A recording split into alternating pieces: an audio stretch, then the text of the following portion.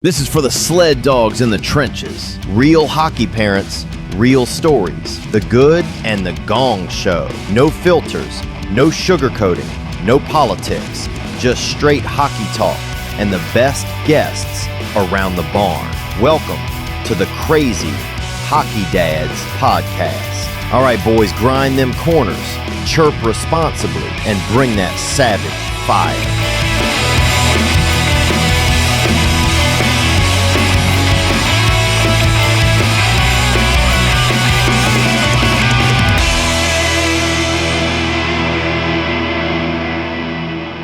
All right, everybody, welcome to episode 77 of the Crazy Hockey Dads podcast, powered by Pacific Rink, the unfiltered podcast for hockey parents. No politics, no sugarcoating, just real talk for hockey parents in the trenches. What's up, James?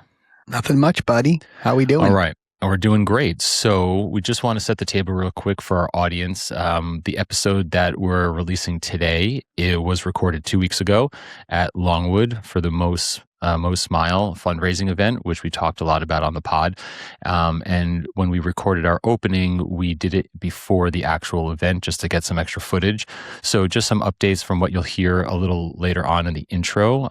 First and foremost, it's episode 77, not 76. We held it for a week. Disregard the 76 part. Disregard that part. We held it 1 week for editing purposes to get everything together and sounding nice.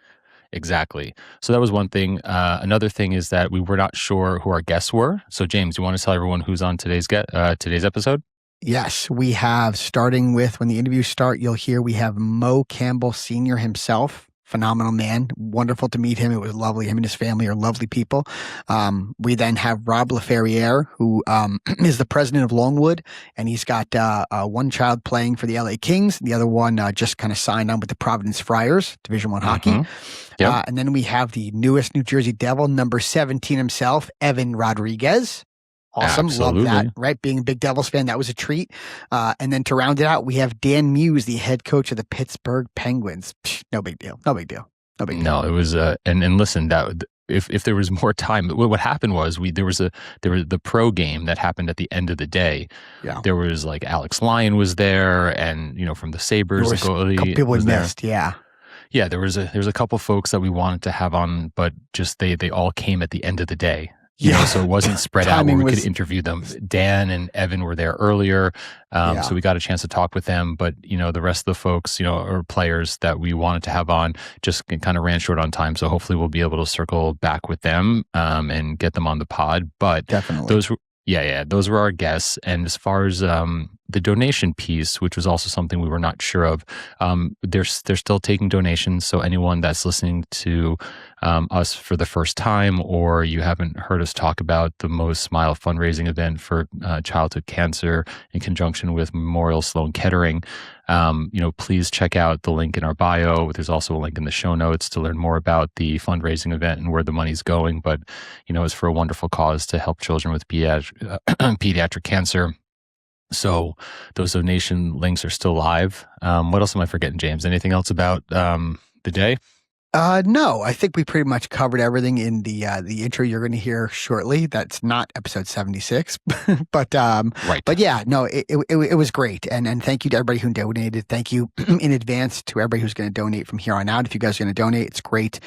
We say it all the time, and I think we said it during the fundraiser a bunch. No parent should ever have to bury a child. Right. So the more money that we can raise for this stuff to kind of hopefully eradicate it in the future, the better. So thank you in advance for everybody that's going to donate. If you do, anything helps. It doesn't matter how much it is or how big it is. It all goes to a really good cause. Yeah, absolutely. And one other note that that I wanted to include in this opening that we didn't know back when we recorded the original one was that one of our sponsors, hockeytraining.com, Coach Kevin, he started doing a weekly free 30-minute live stick handling session for the summer. So it would be amazing if anyone that's interested in getting some remote coaching, get some reps in at home, definitely check out hockeytraining.com. The stick handling session is a Zoom, but it's hosted on his Hockey Training HQ app. So he coaches the kids through drills and connects the hockey IQ aspect for them when they use certain moves on the ice, which, is great for continuing to learn, the IQ piece, away from the rink. So 100%, please check out hockeytraining.com, Hockey Training HQ app, and look for Coach Kevin's weekly free 30-minute live stick handling sessions this summer. Yeah, he's awesome. Got a great library of stuff on his Instagram. Go check it out at Hockey Training HQ. Really, really, really robust Instagram. Yep. Yeah. So that's that. And I think we're ready to roll into the episode. What do you think, bud? Here we go.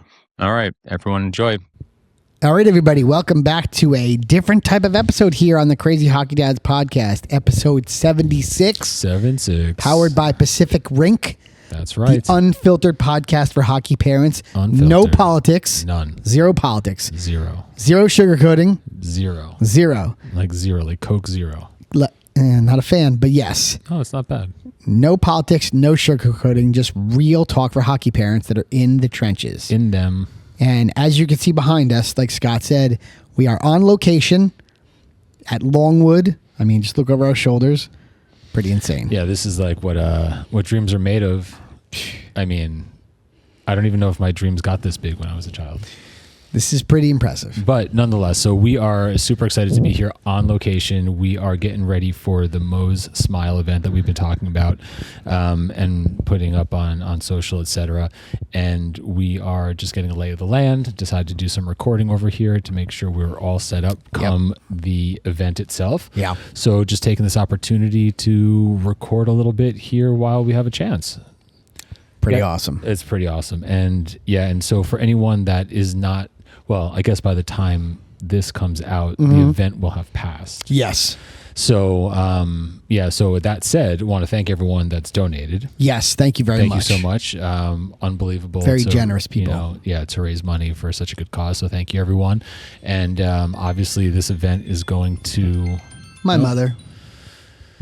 I still have like PTSD. I think I've told you this like a few times over. Yeah. Like when I had the donut shop. Jamie! No, nothing to do with your mom. Oh. But when I had the donut shop, it's that sound, your phone ring is like Stargazer. That's the Is that name what it's of called? that sound. It's an awful ring, by the way. Well, it's an even worse alarm at like 1:30 in the morning to wake you up to go to work. You used to set that to wake yourself up. Oh my God, there's some iPhone, Time Apple, to make the donuts. Dude, I when I hear those sounds, it just makes me uncomfortable. Can I just tell you, like the time to make the donuts commercial from like back in the day? Yeah. Was that Dunkin' Donuts commercial? Yeah, it was, wasn't it? Yeah, the guy's name was Fred. Yeah, the guy with the mustache. Yeah. Yeah. A little World War II-ish, no? How do you figure? No, his mustache. Oh, I see what you're saying. It was a little short on the sides. A little short on the sides, right? I've never heard that World War II-ish. I see what you're saying right there. I don't know. Anyway. Yeah. No, but yeah. So you had that as your ringtone. For my alarm. That's a rough one. That one. I had a few. Dude, that's not the only one. I would set like 6. If I was getting up at 1:30, you got up at 1:30 in the morning? Sometimes earlier. Wow. What time do you go to bed? Like 8? I would go to sleep ideally by 7:30. That's rough. But that's like after getting home at like 6. That's rough. And then waking up at like 1 in the morning. And what time would you walk into the donut shop? Well, it's at its worst, I was getting there like 12:30 in the morning. Were you really? Yeah. And you worked until 6 the following evening. For a while, yeah. That's a rough go, buddy. It was it was horrible. How long did you do that for? Like 3 months. That's it. Well, my body was insisting that something change. Otherwise, something was going to fail. You were going to like fall apart. Either physically, mentally, emotionally, all of it. All of it, yeah. Yeah, so we had to make some changes there. Interesting. Got it. So note to self, change ringtone. Yeah, but that was also for like 7 days a week. That's rough, buddy. Yeah. This is probably a better idea. Way better. But anyway, enough about that stuff. So I hate that sound. And Understood. If you were to change, thank you in advance for changing it to something else. Yeah, I definitely will. I'm not a fan of it myself, by the way. Okay, well, good. Then that's a win-win, dude. I think that's so too. what I'm talking about. Yeah. But any event, So hockey. It's been a lot. The event itself. This event. Yeah. Is that what you're talking about? Yeah. So this event. For those of you that don't know, there's a mite game. There's a mite squirt peewee bantam pro. I don't think there's a midget game. Right? Mite, squirt, peewee, bantam. So. Yeah. Because Otto's in the peewee game, Dom's in the bantam game, and I think the pro is after that. Right. Right. So there were games going on all weekend, or there will be games going on all weekend. So people are going to kind of be bouncing around the property. We kind of see what they're setting up already. This is the third annual of the Moe's Smile.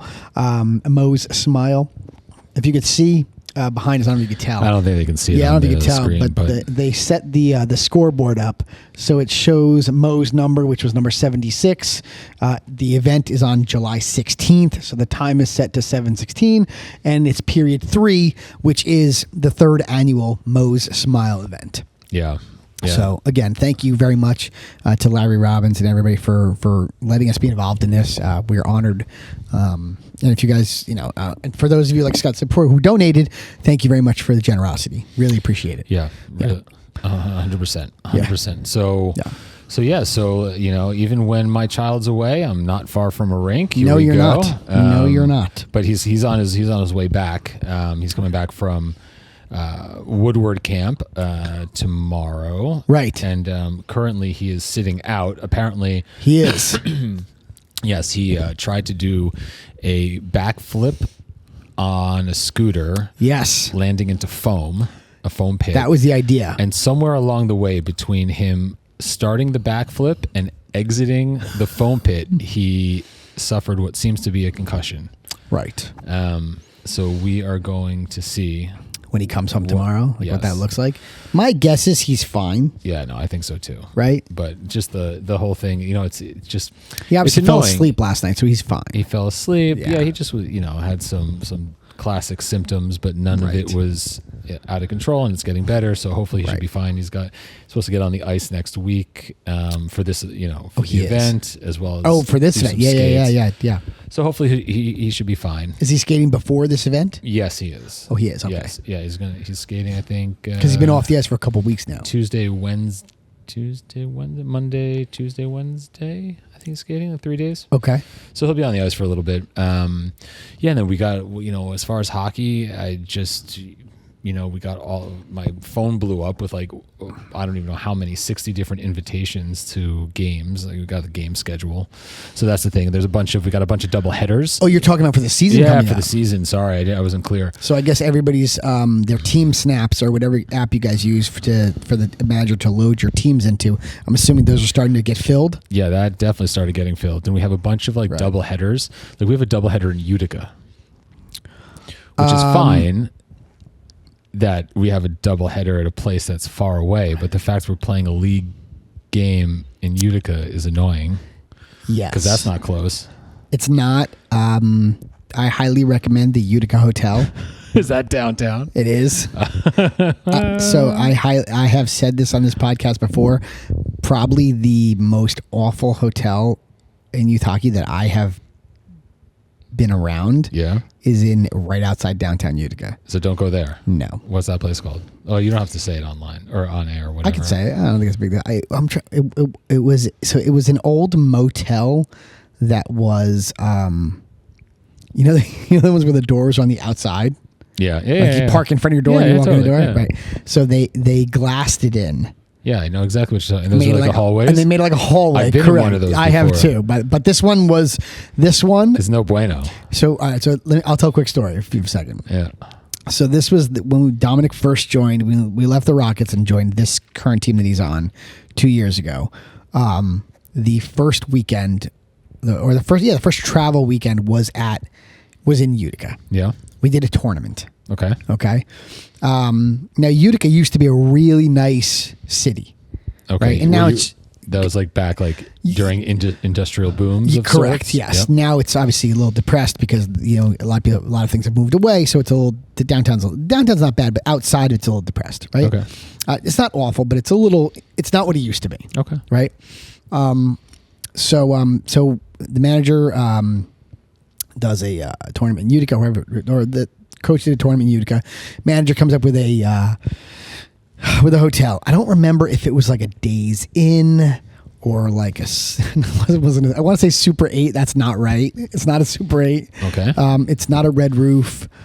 Which is the Tombow Dad? We'll leave the light on for you. Which one is that? What? I'm Tombow Dad, and we'll leave the light on for you. I have no idea. I don't know. It's one of those cheapy hotels. All right. Anyway, so this is in Utica. So it's in Utica, and so the team, and we were brand new to this team 2 years ago. All right, and the manager picks this hotel, and they're like, "All right, here's the the booking link for everybody to book."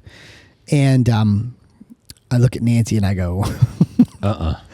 And then she looks at like the reviews and she looks at the hotel. She's like, Jamie, there's no way I'm staying Not here. a chance. She's like, there's no way I'm staying here. Was it the bed bug comment that turned you off? So might as well have been.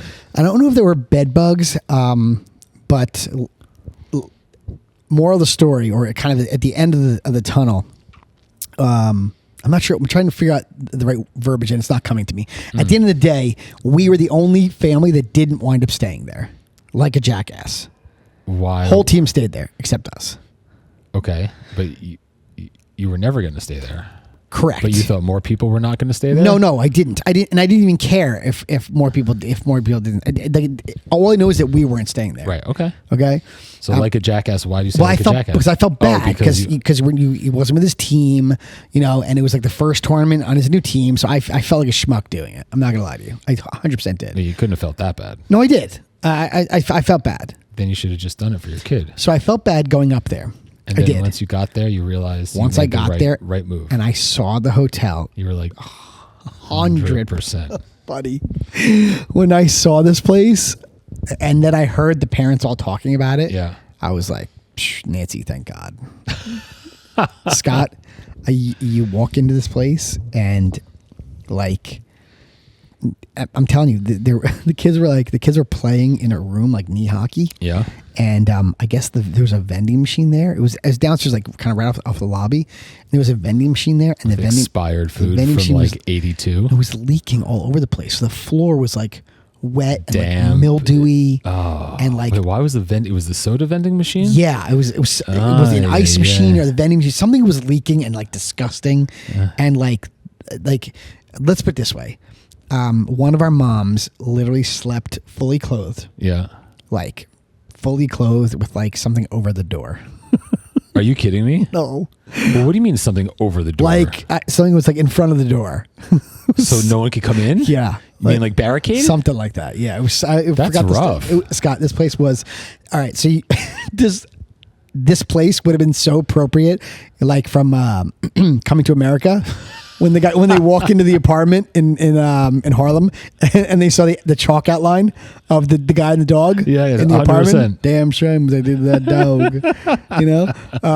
But yeah, man, it was brutal. This place was like if there was like a chalk outline like somewhere in the hotel, like you'd be like, yeah, that fits. That right. Yeah, sounds right. That's unbelievable. Yeah, so that's my experience in Utica. I'm not gonna lie, the rink is spectacular. The rink that you guys are going to play at is wonderful. Yeah. It's a sick facility. Yeah. There's a great brewery in there. Okay. A great restaurant. It's got some really good beers on tap and stuff like that. It's attached to where the Devils AHL their minor league team plays. So obviously you guys aren't going to play there, but you walk in and the Utica Comets, the first rink on your right when you walk in, is the Utica Comets. The minor league team. I don't know if it's minor or juniors. I think it's juniors, right? Yeah. So they have a pretty nice like stadium seating. Yep. And then you walk past that, and there's two other rinks. And what's neat is there's catwalks around those other two rinks. Oh, nice. So you can watch them above, right? Which is really awesome. And then Larry's here, I think. Yeah. Yeah. You see that? Yeah. I didn't see he just walked in. Yeah. And then you kind of and then the Devils rink is kind of attached in the back. You probably won't play there, but you'll probably play on the Utica Comets ring, is my guess. Okay. Hopefully you do.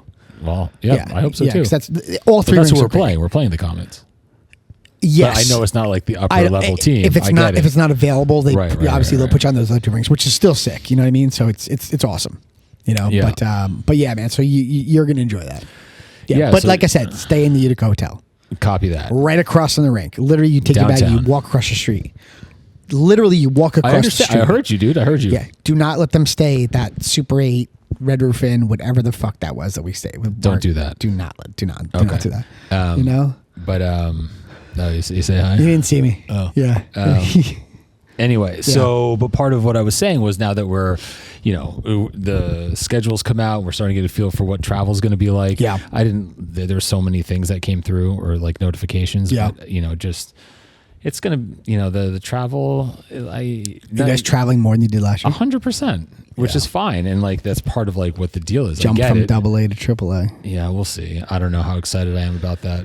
Well, listen, hopefully Otto flourishes in whatever capacity he's going to flourish in. Yeah, no, of course. That's the goal for every season. Yes. Right? And, yes, that's the idea. But all I'm saying is that like, we're going That's there. the idea. We're going there like with excitement that, we're going to be playing better competition. There's excitement about just having I think it's great.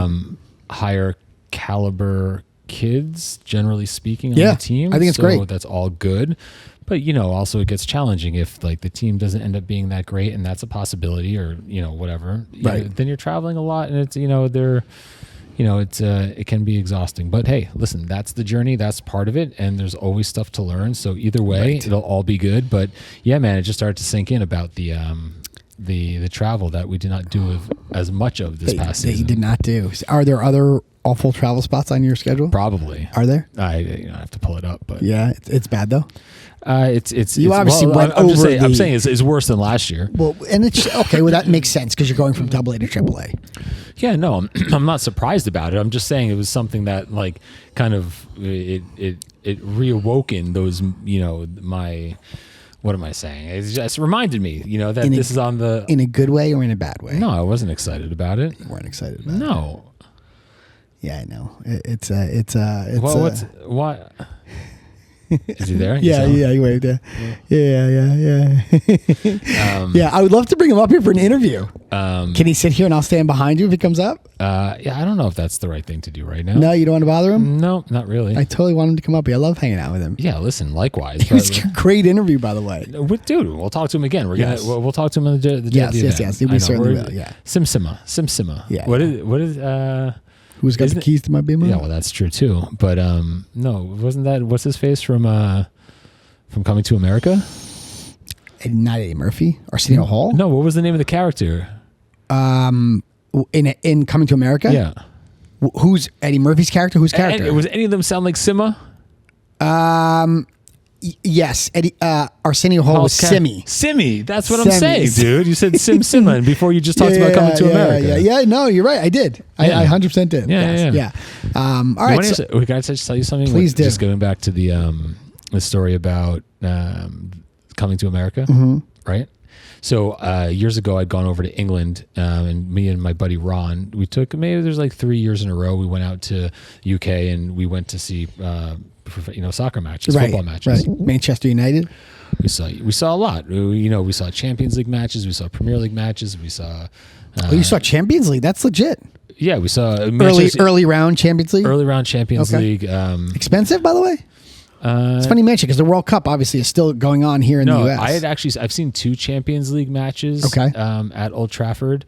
Okay. One was I was there by myself, like even longer ago. You went to a soccer game by yourself? Yeah. Why? Because I wanted to go to Old Trafford. By yourself? Why? Yeah. I was there. No, I wouldn't mean I was there I was there visiting Daniel. Mm-hmm. And I went. Daniel didn't want to go with you? No, I bought the tickets like so far in advance. It was hard to get the ticket. Like it wasn't like. So you bought a solo ticket to go to a Man U game? Yeah, that's not the first time I've gone to a match by myself. I went to really when United came over here. This is in 2000, early 2000s. I would feel awkward going to a sporting event solo. Why? No, I don't know. I went to the All-Star game. It was Man United came over and played the MLS All-Stars. Okay. As an All-Star game. Couldn't Red find Bull anybody Arena. to go with you? I didn't even know that I wanted to. I was happy to go by myself. It's funny. I've never been to a sporting event solo. No? And if I do go to a sporting event solo, I'm meeting somebody there. Have you gone to the movies by yourself? Never. Would you go by yourself? No. Really? No. Oh, I would totally go by myself. Really? 100%. I've done it before. Have you? I've gone on vacation by myself. Do we need to start like taking up like a charity for like friends for you? So you have people to go with. Is that what we need to do? We need to GoFundMe. Exactly. Do we need like but a GoFundMe? We don't need money. Like we just need willing participants to be my friend. Right. Exactly. Just go. We're gonna put up a thing on Instagram. Who wants to meet Scott for a game if he's going solo, so he doesn't have to go by himself. Listen, it's not bad going by. I don't mind it. I mean, really? No. But there's nobody to like celebrate with. You have a whole stadium full of people. Fair. What do you mean? Fair, but it's different. Like when you go to games, you want to like, I don't know. Watch the game. I mean, yes. I don't know. What do you do at games? No, of course. You know what I do at games, to be honest with you? Let's go. You social hour and you walk around the concourse, sampling all the finest hot dogs. So I'm not necessarily hot dogs, but when I go to like baseball stadiums and stuff like that, and like and hockey rinks, I do like to check out. Like I like to walk around the building, right, to see kind of like where everything is at. Especially some of the baseball stadiums are pretty impressive. Like no two are like alike. They're all different. They all have their own different types of foods there, so that's cool. So you got to look around. You got to sample the local cuisine. You have to. Right? You really I'm right. You got to sample the local cuisine, so you got to try. They all have the things that they're famous for, and you got to sample it. Okay. So you got to do that, and then you go to your seats, and then you move. You go to a different spot, and you go to a different location. And you kind of find, you keep watching from different spots. Baseball, anything, baseball, hockey, football, doesn't matter. College football. I don't do that. College hockey. I stay in my seat, and you just sit there and watch the entire thing. Watch. And will you stay until the final buzzer? It depends. Got it. Okay. Sometimes. I got you. Yeah, it all depends.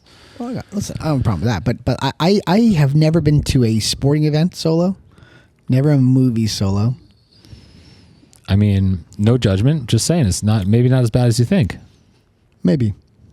Doesn't sound where else I've also gone to concerts by myself. See, I would not do that either. Most recently, I went to see Slipknot by myself. Well, that's because nobody else wants to go see Slipknot other than you. You're the only person that wants to go see that shit. You probably asked everybody you knew. You probably even threw something out on Instagram. You're like, "Hey, anybody want to go to Slipknot with me?" No, I actually. I'll pay for your ticket, and you just have to show up. And they're like, No. I invited 0 people. They're like, you know what? I invited 0 people. I didn't. That's because nobody would want to go. Well, that's fine. But I've also gone to other concerts by myself. Like what? The concert I went to by myself before that.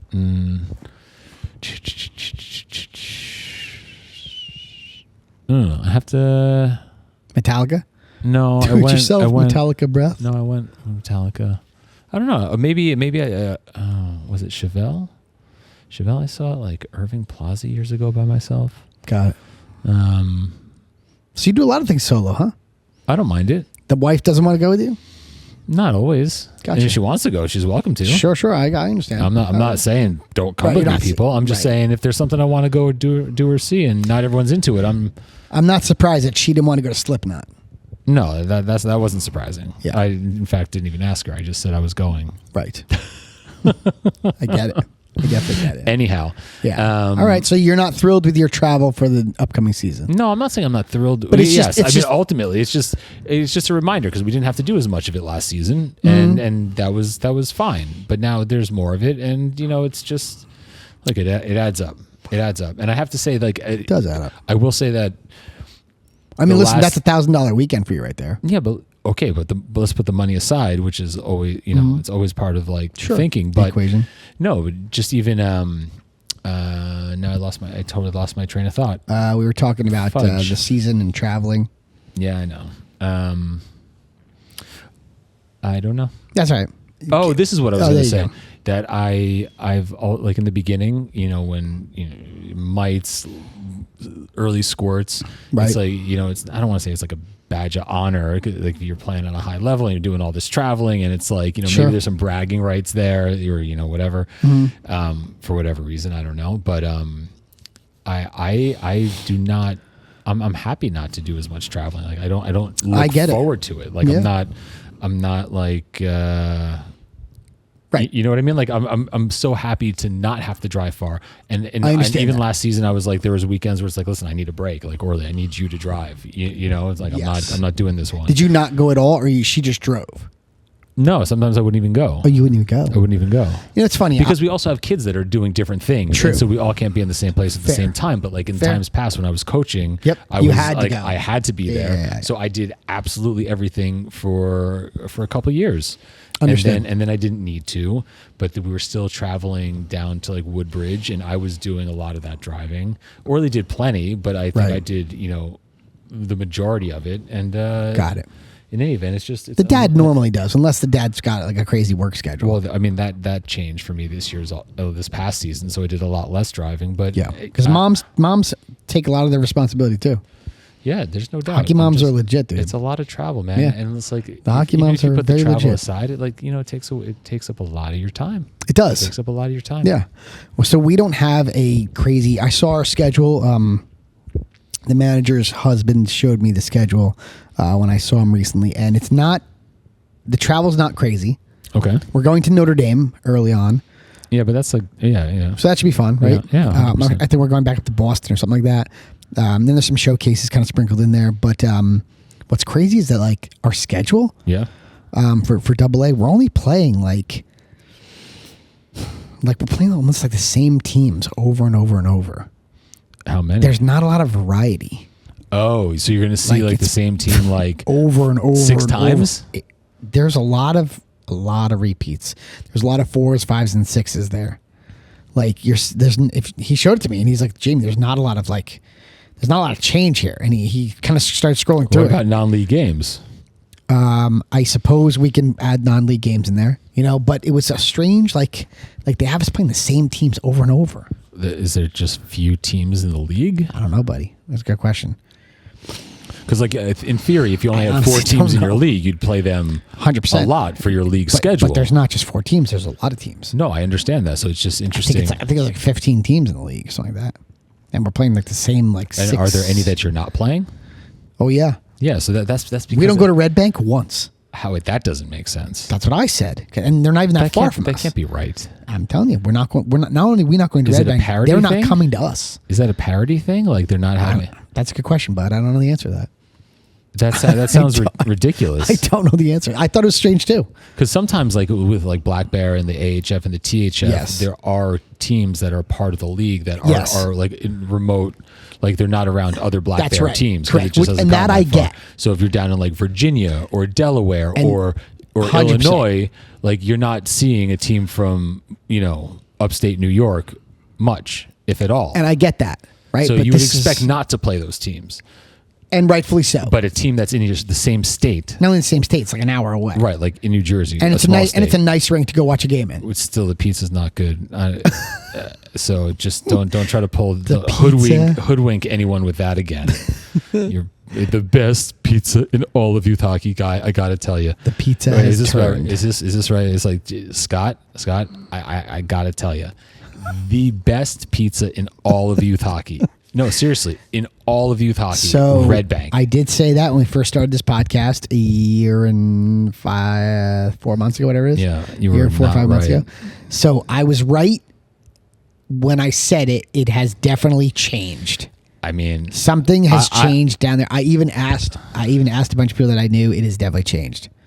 The pizza is not good anymore down there. no, It's a tremendous rink, though. still a tremendous rink. Yeah, but just Lost their pizza don't game. try the pizza. The muffins are good now. I'm not even going to believe. No, they are. No, there's no way they're good. No, they are. There's No, way. the muffins are legit No, because you I think just- they bring them you- in. You just messed it up. No. I think they bring them in. But I'm just saying, whatever you're messing up, don't talk about this cafe anymore, this concession stand, because you're going to ruin it all. It has changed. I'm not going to lie to you. I tried the pizza after you were there and said it was awful, and I tried it, and you were not wrong.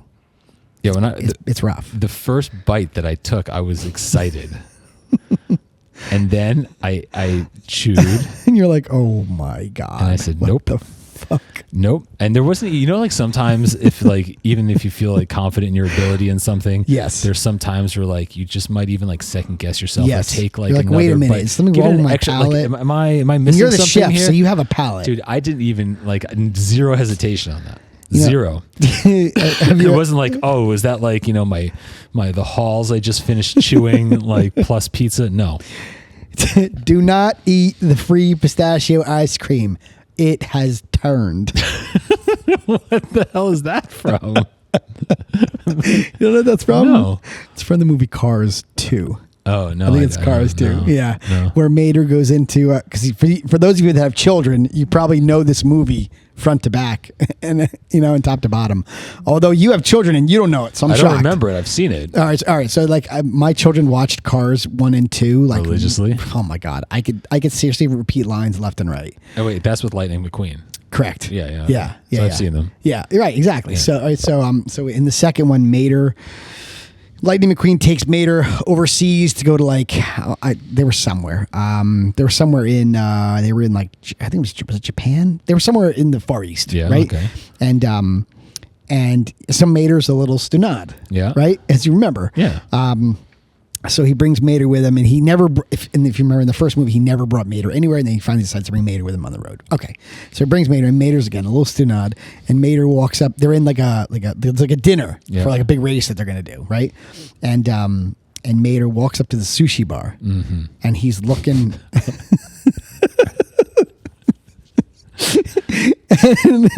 and he goes and he looks he's looking at the wasabi. Yeah. And he's like pistachio ice cream, and he's like, no, wasabi. He's like, oh no, he's like no, so what's up with you? Same old, right?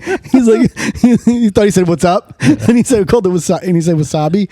So Mater's like, he's like, it's free, isn't it? And he's like, it's like piles them on. He's like, no, a little more. He piles a little more. He's like, no, look, don't. He's like, it's free, isn't it? Don't be stingy, right? So he piles a bunch on, and then in Japanese, like he sees that he's gonna eat it, and in Japanese he says, so sorry to Mater, because Mater had no idea what was coming.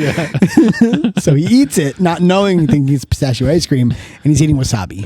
A lot of wasabi, right? And for those of you who have gotten, if you eat sushi, for those of you that have gotten like a big mouthful of wasabi, and you're not versed on having a big mouthful full of wasabi, it's a very unpleasant experience. Dude, so it's funny you bring this up. So that's what he says. It has turned. It has turned. He thought it just went bad. Right. So so when my daughter was like 1, we were in the city and we went to a sushi spot, and we were just sitting down. She's in her high chair or whatever, and I see where this is going. So the waitress was putting the food down, and we were watching the waitress putting the food down, and no one was like paying attention to Noah, who the waitress saw this happen.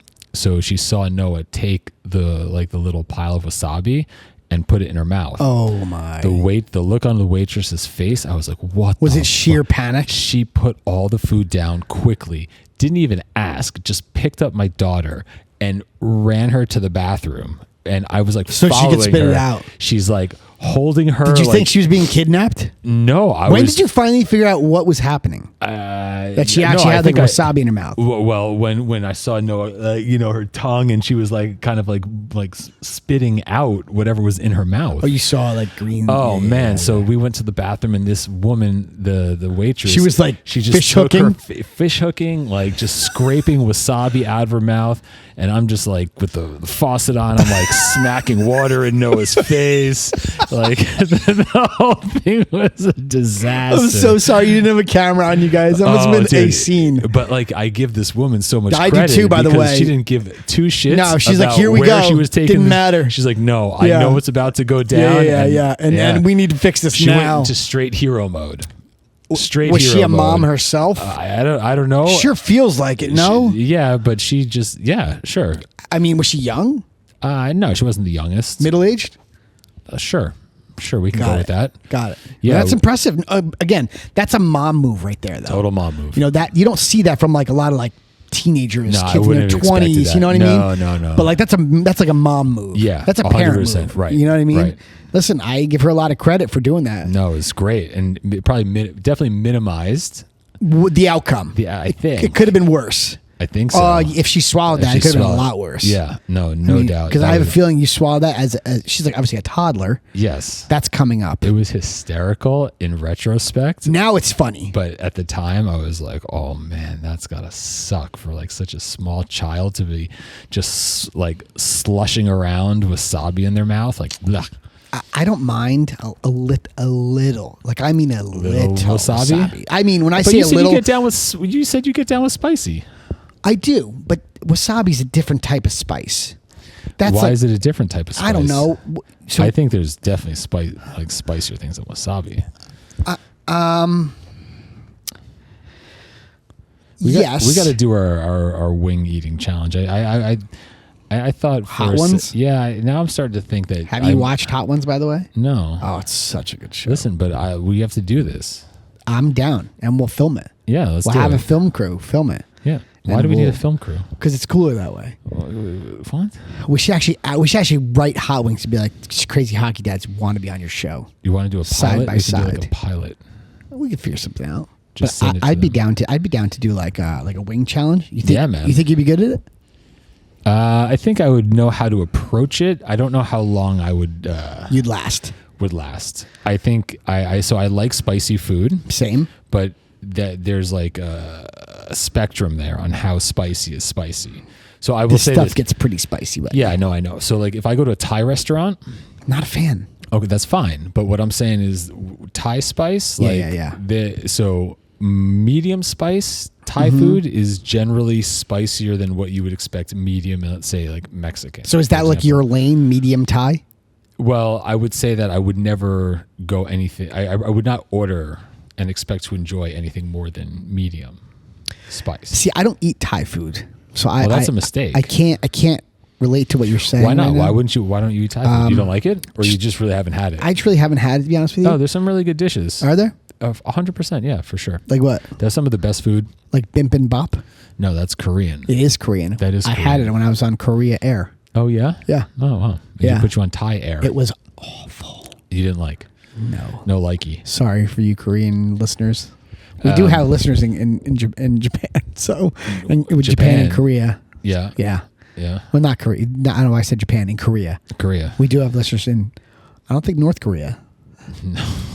I don't think state radio is. I don't think that's popped up on our map yet. No. South Korea has. Yeah. Yes. But, so that was not a fan. Go ahead. No, but like so. So medium spice Thai. Medium spice, like yeah, for whatever that's worth. No, Okay. but curries. I like their curries, Thai curries. You do? Yeah, and I also like pad siu is a good noodle dish. Okay. So yeah, they've got whatchamacallit. Oh, now I'm blanking, but yeah, good flavors. A lot of lemongrass, kaffir lime. Hello, earth to. No, I'm watching. Hummus. I'm looking at Josh, and Josh has a like a baby carrier on like the front of his like. I'm not sure what he came in and just left, but we last time we saw Josh, which was like 2 hours ago, he did not have a baby carrier on his front. Oh, Does he have okay. little guys? I guess so. Josh is the one who runs this place. Yes, I guess you can call it that, right? He definitely seems to be the operations manager. Yes. Very nice guy. Yeah, thank you to him for actually setting this up, because thank you to Larry for allowing it. Josh is the one that actually kind of helped us put this together. Yeah, Which was great. yeah. So got it. So I need to try spicy Thai. What you're telling me. I'm just saying, if you that's a new level of spice than probably what you're used to getting in restaurants. Okay. In my opinion, Good to know. that would be my guess. Okay.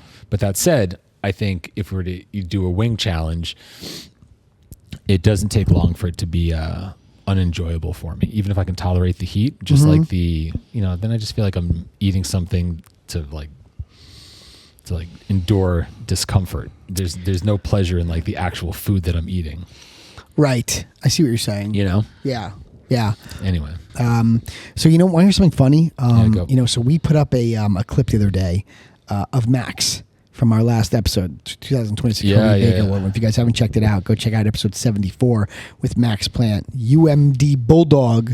Yeah. And 2026 and Not 2026, the WMD. not the WMD, UMD Bulldog. That was funny. Max Plant. He's the 2026 Hobie Baker Award winner. So we put up a clip of him the other day from his interview with us, and he was saying how awesome Minnesota was. Yeah. Right, Minnesota hockey, and how there's kind of rinks everywhere. So I had mentioned on the episode, I think you and I were talking. I said a buddy of mine just moved out there, sold his house in Connecticut, moved out there, and he was texting me this morning. Okay, he's been there a week. He loves it. Really? He says it's a hockey heaven. knows what sure. he wrote that multiple times. He's like, Jamie, he's like, there's rinks everywhere. He's like, the rinks are spectacular. He's like, they're all clean. He's like, they're all beautiful. He's like, there's ODRs everywhere in every town. He's like, there's rinks minutes from your house, no matter where you live. He said they're everywhere. He's like, you cannot go wrong hockey here. I mentioned that to Orly. I said, what do you think about moving out to Minnesota for high school? I'm like, it's kind of a cheat code. Speaking of high school, he said that this high school, I think it's called Edina or Edina. Edina. That they just had that crazy story this past season. Oh, yes. With a quarterback that was drafted. I forgot about that. And then he went back to high school to win a championship with his hockey buddies. Yes. So that's where your buddy's going? So I'm not sure if his son's going to Shattuck. Oh, right. Yes, but his daughter might. I'm not sure. I'm not really sure how the situation works, but his daughter's also playing. But he was saying that Edina has 3 sheets of ice. No way. In a high school, dude. How nuts is that? That's crazy. Can you imagine that? Their high school has 3 sheets of ice. So with the freshman, JV, and varsity team all get their own full sheet whenever they want? I don't know the answer to that. I'm assuming there's a main rink that all the games go on in and a practice rink and almost like an overflow. I do not know. Well, I'm just reporting what he told me. Right. But he said they have 3 sheets of ice. That's high school. Great. Just for the high school. Just for the high school. Is that not nuts? That's insane. So again, clearly Minnesota just does it differently than we do. Yes. Or than the rest of the country does. Although, I think, because Max was talking about how like families chip in to help out because it's kind of a community feel, right? Because you're playing in your community, so everybody kind of knows each other. And then somebody actually chimed in on Instagram for us, and they said something to the effect of that it was similar in Wisconsin. Okay. I don't know that to be true. We need to have somebody on from Wisconsin, but from what I understand and what Johnny's telling me is the Minnesota scene is pretty insane. I thought, if you're a hockey Wisconsin or the Dakotas? So I know this one listener wrote in Wisconsin. He said that Wisconsin hockey is cheaper than baseball, which is hard to believe. Wow. But yeah, so I guess maybe it's not just Minnesota. I think Minnesota is its own animal, but I guess there's some other that aren't awful. I have to look it up. Like price-wise. I thought I would... does this sound familiar if you go to My Hockey Rankings? I literally haven't gone in like over a year. Mm-hmm. If you go to My Hockey Rankings and then they have they separate out Minnesota, but doesn't it say like Minnesota? It looks like Minnesota and Dakota put together. Are you thinking Mankato? No, I don't know what I'm thinking. I have to check it out. Okay, I forget. Gotcha. But yeah. But so apparently, like Minnesota is hockey. Okay, so it's just like we all thought it was. We all thought it was that, and apparently it lives up to it. Yeah. Okay. Well, that's good to know. That's the real deal. Because, like I said, a friend of mine just moved out from Connecticut, just sold his house in Connecticut, and he said he's out in the horse country in like farmland. Wow. But apparently, he's only like 30 minutes from downtown Minneapolis. Okay. He said he's like 5 minutes from this city, 10 minutes from that city. 10 minutes from that city. Yep. I mean, so because I was curious, he was out in the sticks, right? You know, and it sounds lovely. Okay. Yeah. Well, maybe you guys should go take a visit. That'd be cool to see. Listen, you and I have talked about going to Minnesota. We should go. I'd love to go. We should go. We should go hang out with Sadie Lundquist. And go check out a couple burgers. Did you reach out to Sadie? I didn't. I have to. You have to. Yeah, I have to send her the clip of Max and us talking about it. Yeah. On episode 74. She was what? She was episode like 42, 46, something like that. I don't remember. 45. Sadie was great. Yeah. We've interviewed a couple people from Minnesota now. No, 100%. And they all say the same thing. Yeah. You know? Yeah. It's a pretty impressive scene. What do you got hockey wise? Hockey wise, Dominic skated yesterday. He was supposed to go down with our buddy Ryan Murphy, New Jersey Devils skills coach, this morning, but he woke up with like strep. Dominic, that's not good. I had to move that. What, you took him to urgent care or something? Nancy took him to the CVS Minute Clinic this morning at like 8:45. Yeah. He was up all night. It's funny. I woke up in the middle of the night. I woke up at like 12:30. Yeah. Because I thought I heard something upstairs. Yeah. And it was like I fell asleep like on the couch, you know. So I heard like a thud. I was gonna say I didn't realize. No. I was watching how it's a Yankee game. I fell asleep like in front of my computer, right? You know, on the couch, and I heard like a thud upstairs at like 12:31. When he fell out of bed. I was like, what the fuck is that? He was awake. What was he doing? I was like, dude, you all right? And he's normally not awake at that time, and he's like, I can't sleep. So clearly, in retrospect, looking back, clearly he knew something was wrong. Right. Right. So he got up this morning. He's like raging sore throat. Like he's like, this is awful. He's like, I feel something in the back of my throat. And he's not really a big complainer. Right. Right. So Nancy looked at the back of his throat. It's like bright red. Really? And then she took his temperature. He had like a 101.5 or 101.7, something like that. Yeah. So I unfortunately text Ryan at like 5:30 in the morning. I'm like, Ryan, can we reschedule? Right. Right. So unfortunately, he didn't get to go down to Red Bank to see Ryan, but we're going to try to reschedule for next week. Hopefully, because we're only here Monday, Tuesday, Wednesday. Right. And then we have the Mo's Smiles event, right? Or Mo's Smile event. Yeah. And then we leave for Penn State that night. Right. So for hockey camp for a couple days. So by the time this comes out, you will already be in Penn State. By the time this comes out, I will be yes. Yeah. No, I'll be in Princeton. You'll be in Princeton. We will be in Princeton. We will be in Princeton. We will be in Princeton. We should record from down there also. 100% we should. Yeah. Absolutely. All right, great. We can probably set up something in the Nassau Inn, like in one of the conference rooms. Well, why don't we just do it at the rink? Oh, we can do that too. In Hobie Baker? Yeah. 100%. Great idea. Let's do it. That's an even better idea than mine. Okay, great. I like that. Okay. I'll reach out to, and we'll actually make that happen. I'll reach out to Chaz, who's the PR guy for hockey. Yep. For men's and women's hockey in Princeton. And that's a great idea. Perfect. Yeah, I love it, buddy. We're doing it. Yeah, so that's kind of what we're doing hockey-wise. Yep. Looking forward. The season will be here before you know it. Absolutely. July is going to fly by, and then first couple weeks in August, and hockey starts like midway through August.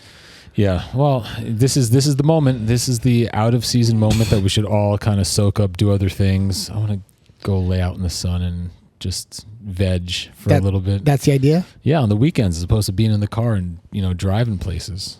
Yeah, I feel you're going to be driving a lot this fall. Yeah, listen, it's always a lot of driving, but it's going to be more than, fine, whatever. We signed up for it. Yes, you did. It better win. You bought the ticket, now you're going to ride the train. That's it, my guy. That's it. Whether you like it or not, yeah, you're going to ride the train. I know. It's okay. Well, listen, as long as it's like, what did we say before? It's either winning or learning. Well said. Except I don't know how much I really believe that. Well, you'll definitely learn something from it. No, I know. I'm joking. No, I'm sure. What was there was that funny Instagram clip of the dad. It was like the setting is like a baseball field. Yeah. And like he's just talking to the kids who are like sitting on the grass and like he's like talking to them and he's like, now, fuck, I'm going to mess this up. Now, you know what? I'm not even going to bother trying to haul my way through it. But the bottom line was like, if any of your parents tell you that it's okay to come in second place. Oh, they're losers. They're losers. Something like that. I've seen that. You know what I'm talking about? That's so funny. Listen, no, if they said something like winning doesn't matter, or if it doesn't matter if you win or lose, right. That's what it was. He goes, listen, that was a great video, by the way. I know, it's really funny. For those of you who have not seen it, and I don't know how you haven't seen it because it's been everywhere. Yeah. It's the dad talking to young baseball players. Yeah. You're 100% right. Yeah. And he goes, now listen, guys. He goes, if your parents tell you that it doesn't matter whether you win and lose, it's if you have fun or not. He's like, your parents are losers. Yeah, totally. He's like, we play to win. Listen, which isn't the worst. It's not the worst thing to tell your kid because you want your kids to always strive to win. You want them to compete. Is a competition. Right, but it's not about the outcome. It's about the process. Yes, but I think the idea is you always have to try your hardest to win. Right. Because in life, you have to win.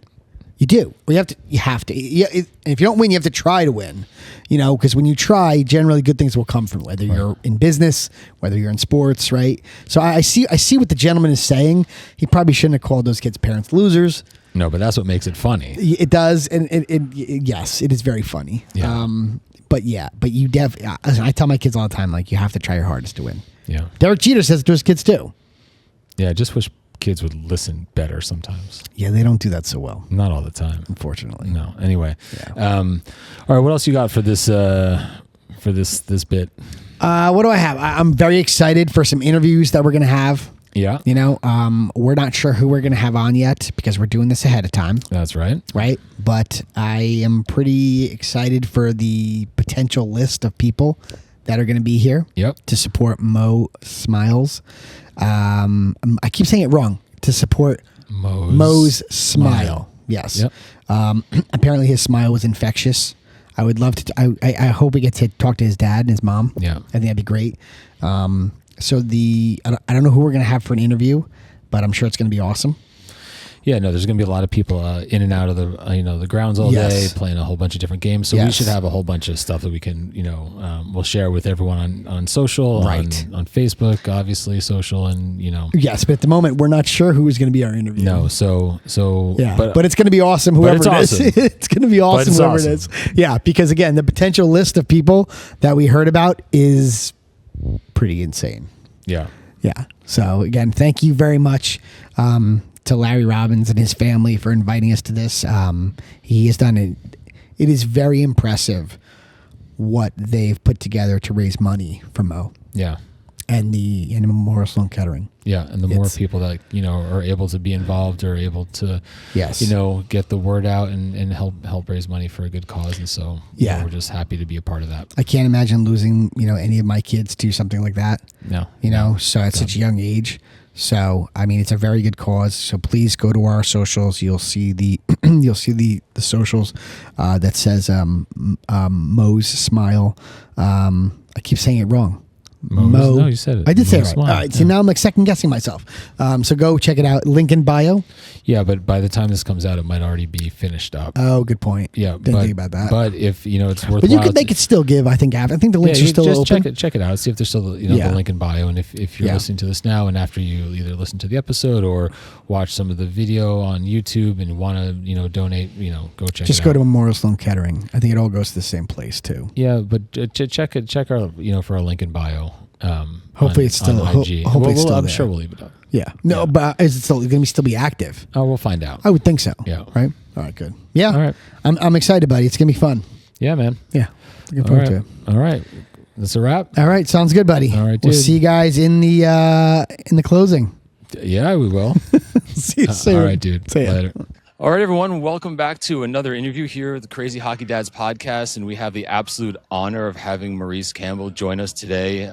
It's a big day for their family, obviously celebrating Mo's life and everything that he went through. And just want to say thank you so much for taking some time to talk to us. Really appreciate it. And just to kind of kick things off, if you could kind of share with us just, a bit about Mo's hockey journey, like where did the love for the game come from? Like, how did it all start? How did you get involved? And what was that like for him? It's all about his sister. His sister, okay. That's it. Okay. Actually, Mo's sole purpose in life was to kick his sister's ass at academics, skating, whatever. Right. And he always wanted to be like his sister. So she was a figure skater. Okay. And he started figure skating at like 3 years old, from 3 to like 7. And then he got a lot better than her. A lot better than her. And then one day, she's also pretty competitive. She looked at him, and listen, don't misinterpret this the wrong way. She looked at him and she said, "Look around. You know boys around. Why don't you go play hockey?" And he was so crushed.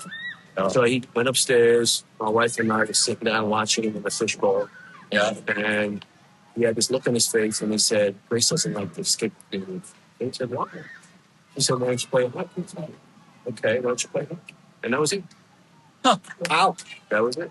And as you know, if you spend a lot of time, you put a lot of work doing figure skating, it's transferable into your skates, and it was pretty good. Yes, sure. Yes, it is. So before that conversation with his sister, was there a hockey watching the house at all, or this was like when he started playing, it just introduced a whole level, a whole new experience to the family? Like 7, 8. So there was no hockey in the house. I never laced up. Yeah. The only skates that he had on his feet was figure skates. Okay. And just Herb merely just telling him just to go away. He found love and camaraderie. And the hockey community. Oh, yeah. How they like to all be around each other. It's Special. Yeah. Very, very special. I mean, when you live it, right, you understand it. Yep. And you got the bug, and it's just took off. And so once you started getting to see what youth hockey was like. And like the podcast, Crazy Hockey Dads podcast, isn't named that for no reason, because we've seen plenty of crazy, but just what was kind of like your experience as a parent, like getting introduced to youth hockey and kind of like the culture? I mean, obviously, like you've come to learn like how tight knit and supportive it could be, but there, like everything else, there's the yin to the yang, and we've all seen some crazy stuff. Did you have any experiences of just like over the top families or parents or anything that was kind of like eye opening when you started getting into the sport? I believe that every single family had a little bit of craziness in them. Yeah. And I've seen a lot. And when I say a lot, it's a lot. I don't think you have enough time for me to sit here and describe a few of the experiences that I've seen. But it was all good. Yeah. Right? Everybody, your kids are laced up, they skating. Yeah. My kid is going into the NHL. Right? And it's all about trying to get your kid exposure, time on the ice. Kids have to put in work. But the thing is, it has to be like an ambition gene. It has to come naturally. Yeah. And you see some parents try to teach ambition gene. You can't do that. And when you shove it down a kid's throat, doesn't work. It does not work. And we've seen a lot of the bad behavior, some of the craziness when the kid doesn't have the ambition gene, and the parents are like saying, "Yeah, this is what you want to do, right? This is what you're going to do, right? Let's go." Yeah, you're right. That's exactly where it goes off the rails. And that's where parents start becoming nuts. No, when I say nuts, I think there has to come up with a new word to describe it. We got to go to the Brits and try to find something that's going to take that word nuts and be like, to another level. Something. It was like, that's it. That's it. Yeah. It's so can you share like your favorite play, your favorite moment with Mo on the ice, whether it was him first time on the ice with hockey skates or the little cap story we were talking about? What's your favorite moment?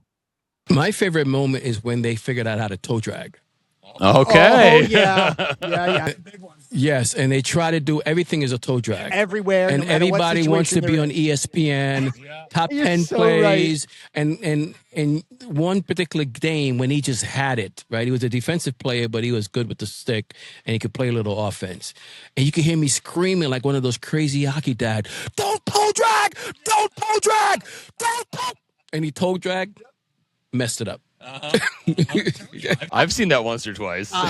More than once or twice. My kid comes on the ice. I always tell him, like, hey, buddy, I'm like, let me ask you a question. I'm like, instead of trying the toe drag, which always seems to get poked away, I'm like, just go around him. Go around him. You had the speed, dude.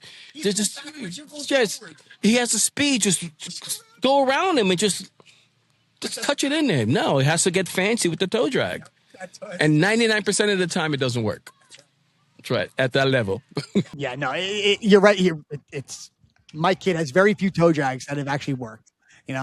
It's that's a good one, Maurice. Absolutely. I mean, there are others, but that one that like stood out. Sticks out. Yeah. No toe drag, because I try to contain myself when he plays, but it started like, annoying the hell out of me when you have so much natural talent and you could just easily score without it being on ESPN.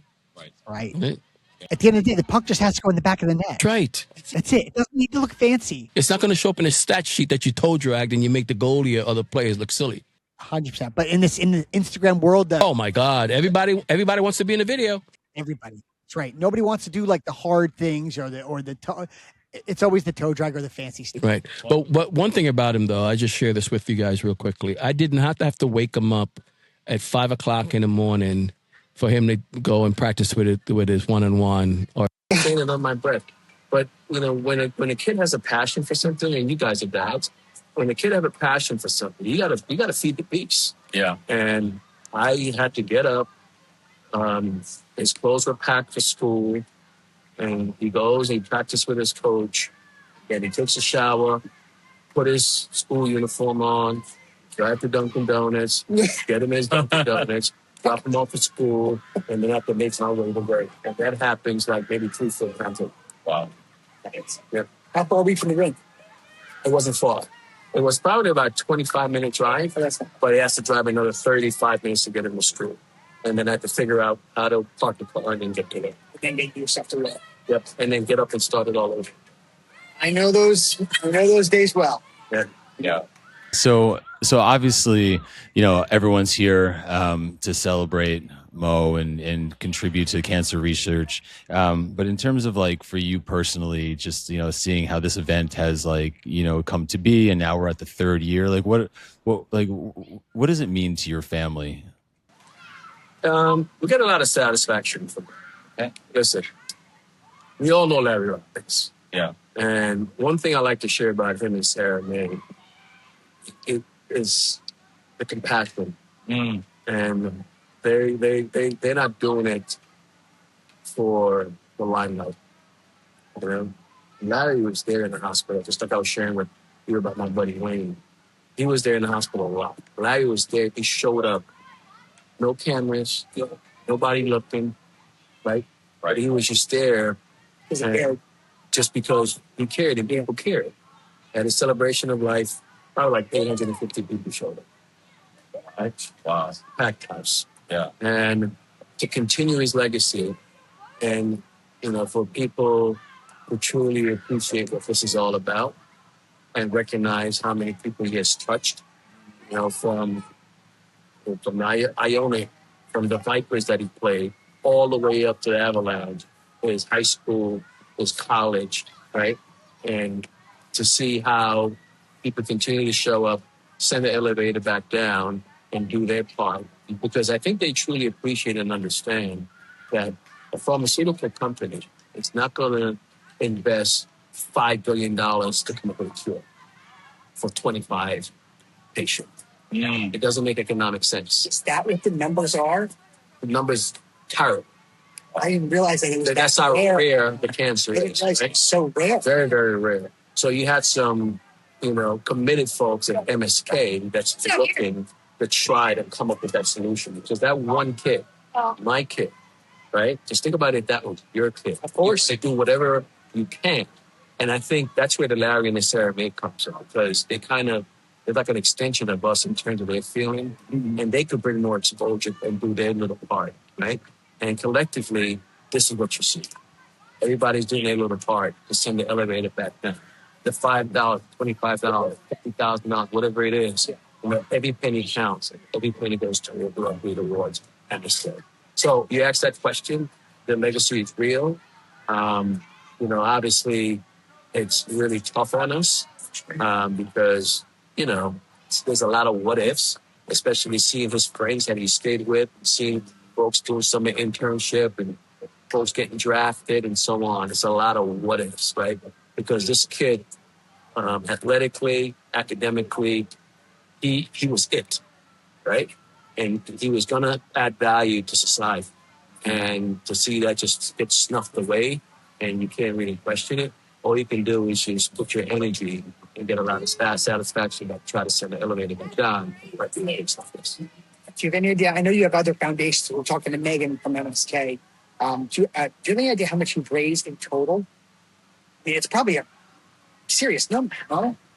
Well, listen, we get involved also with psychosurvival. We get involved. Right, that's what she mentioned. Right. We get involved with anything MSK. Right. Okay. And I don't want to put a number on it, and because I know it's a lot. Right. And to hear you say that, it just makes me think about how challenging, it can be, or, like my father's going through some cancer. Cancer touches many people's lives, unfortunately. His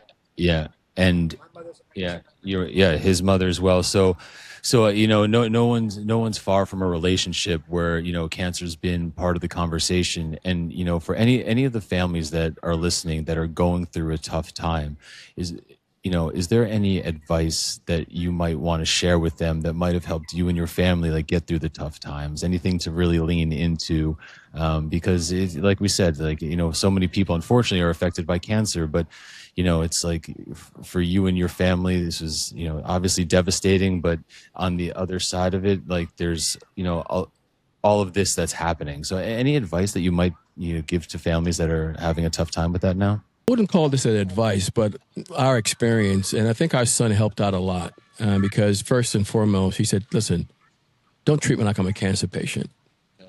And we didn't. And, you have to live your life You have to commit to trust in the process.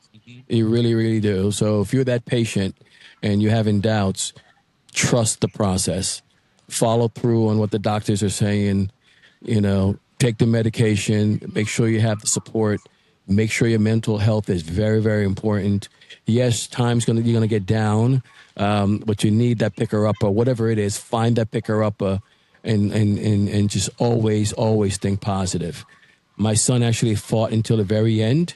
He was academically driven, and Larry said he refused to miss homeworks from UPenn. supposed to meet PK Subban, and when Coach Muse was working with the Predators, and he passed on it simply because he had to study for his physics.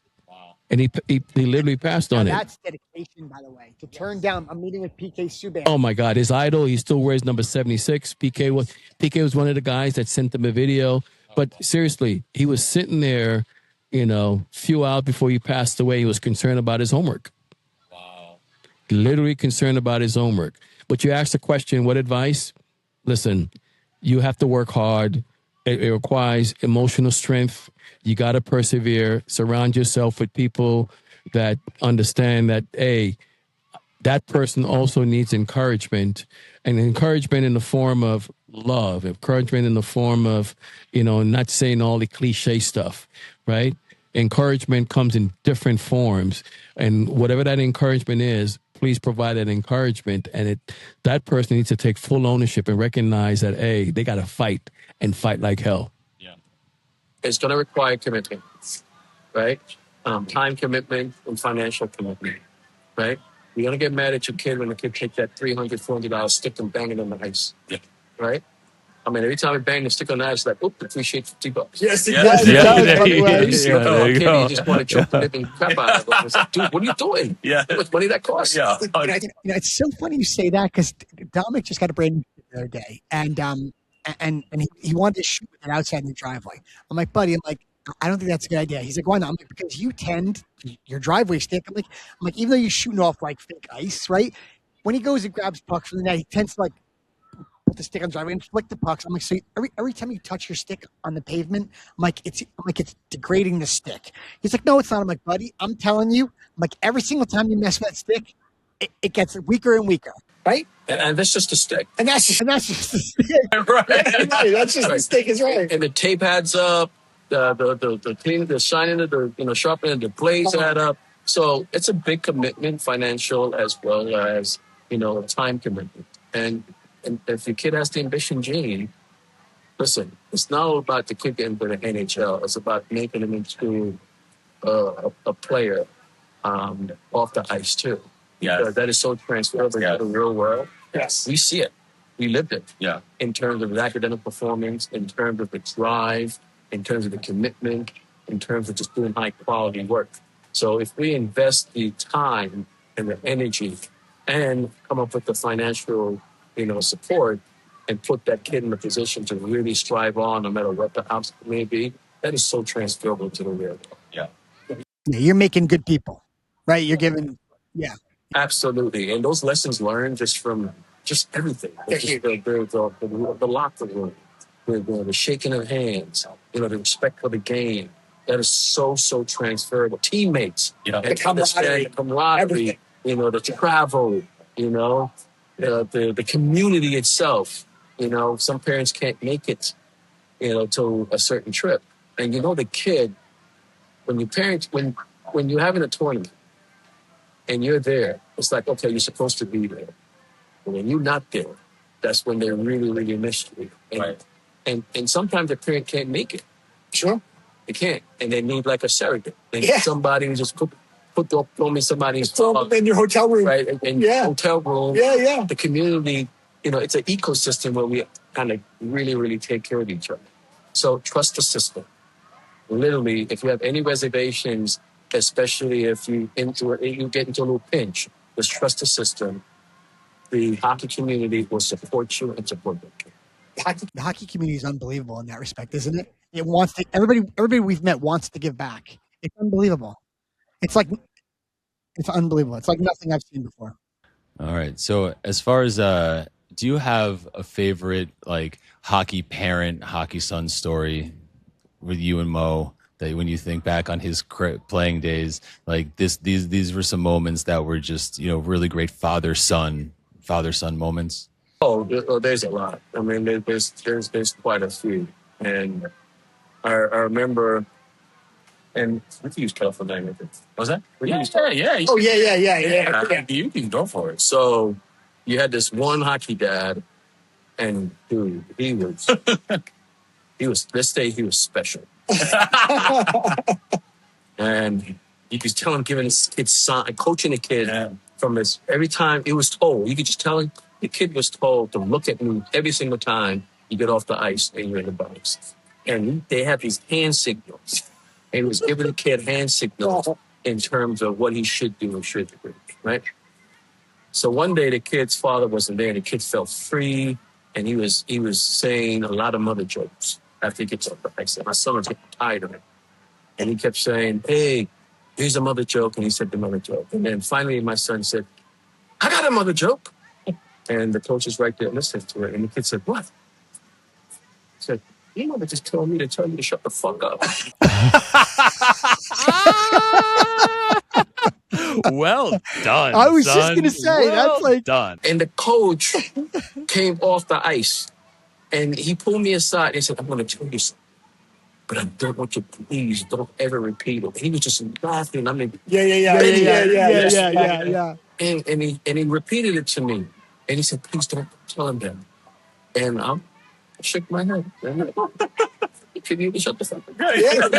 That's great. that's great. That is amazing. Yeah. So all right. So I'm curious. Do you have a advice for parents on what they shouldn't do, like hand signals from the stands? Any advice for new hockey parents on what things they shouldn't do, things to stay away from? The parents have to concentrate on the kids' emotional intelligence.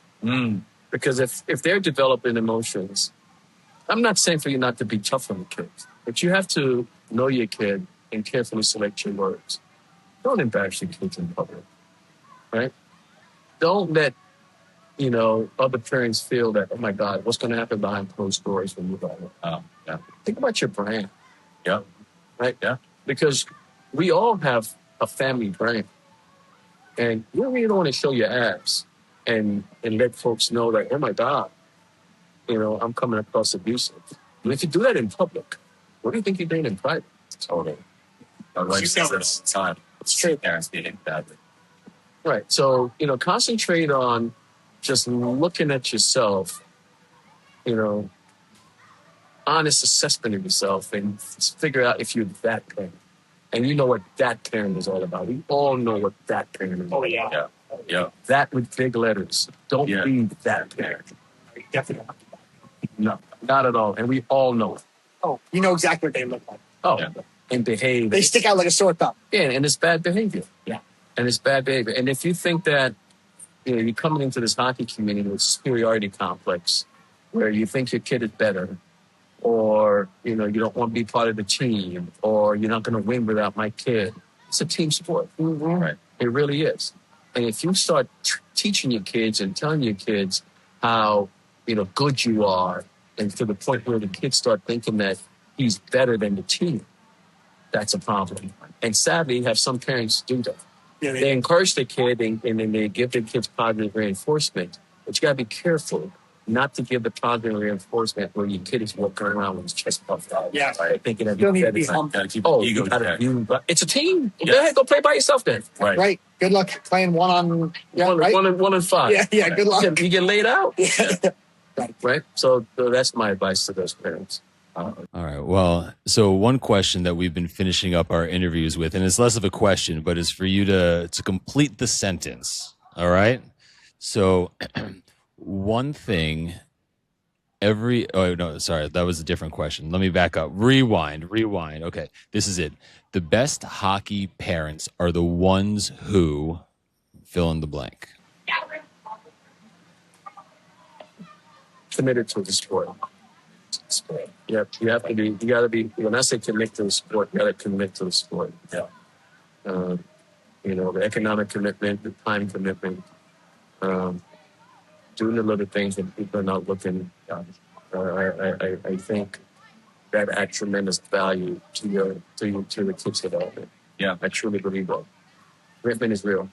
No, and that's a reoccurring theme that like we were just talking with Evan Rodrigues, and just the like commitment is might as well be that guy's first name, because all throughout his career he just remained committed. And you know, it wasn't about the results, it was about the process. It was about the process, sticking to it, put one foot in front of the other every day. You know, you have a bad day, water off a duck's back, you keep going, forward march. And yeah, commitment's a big part of success in whatever you decide to do, right? And the word commitment, listen, connotes different and conflicting interpretation too, because commitment means you got to go where the competition is. And if you have to live out in Minnesota or wherever, because you know that's the opportunity that presents itself, you still got to be committed to it. Right? So again, it comes in different form. And if the kid has the ambition gene and he wants to do it, and that's key. Yeah. You have to have the ambition gene, he has to want it, or she has to want it. And then you just got to be committed to provide them the necessary support to get the kid there.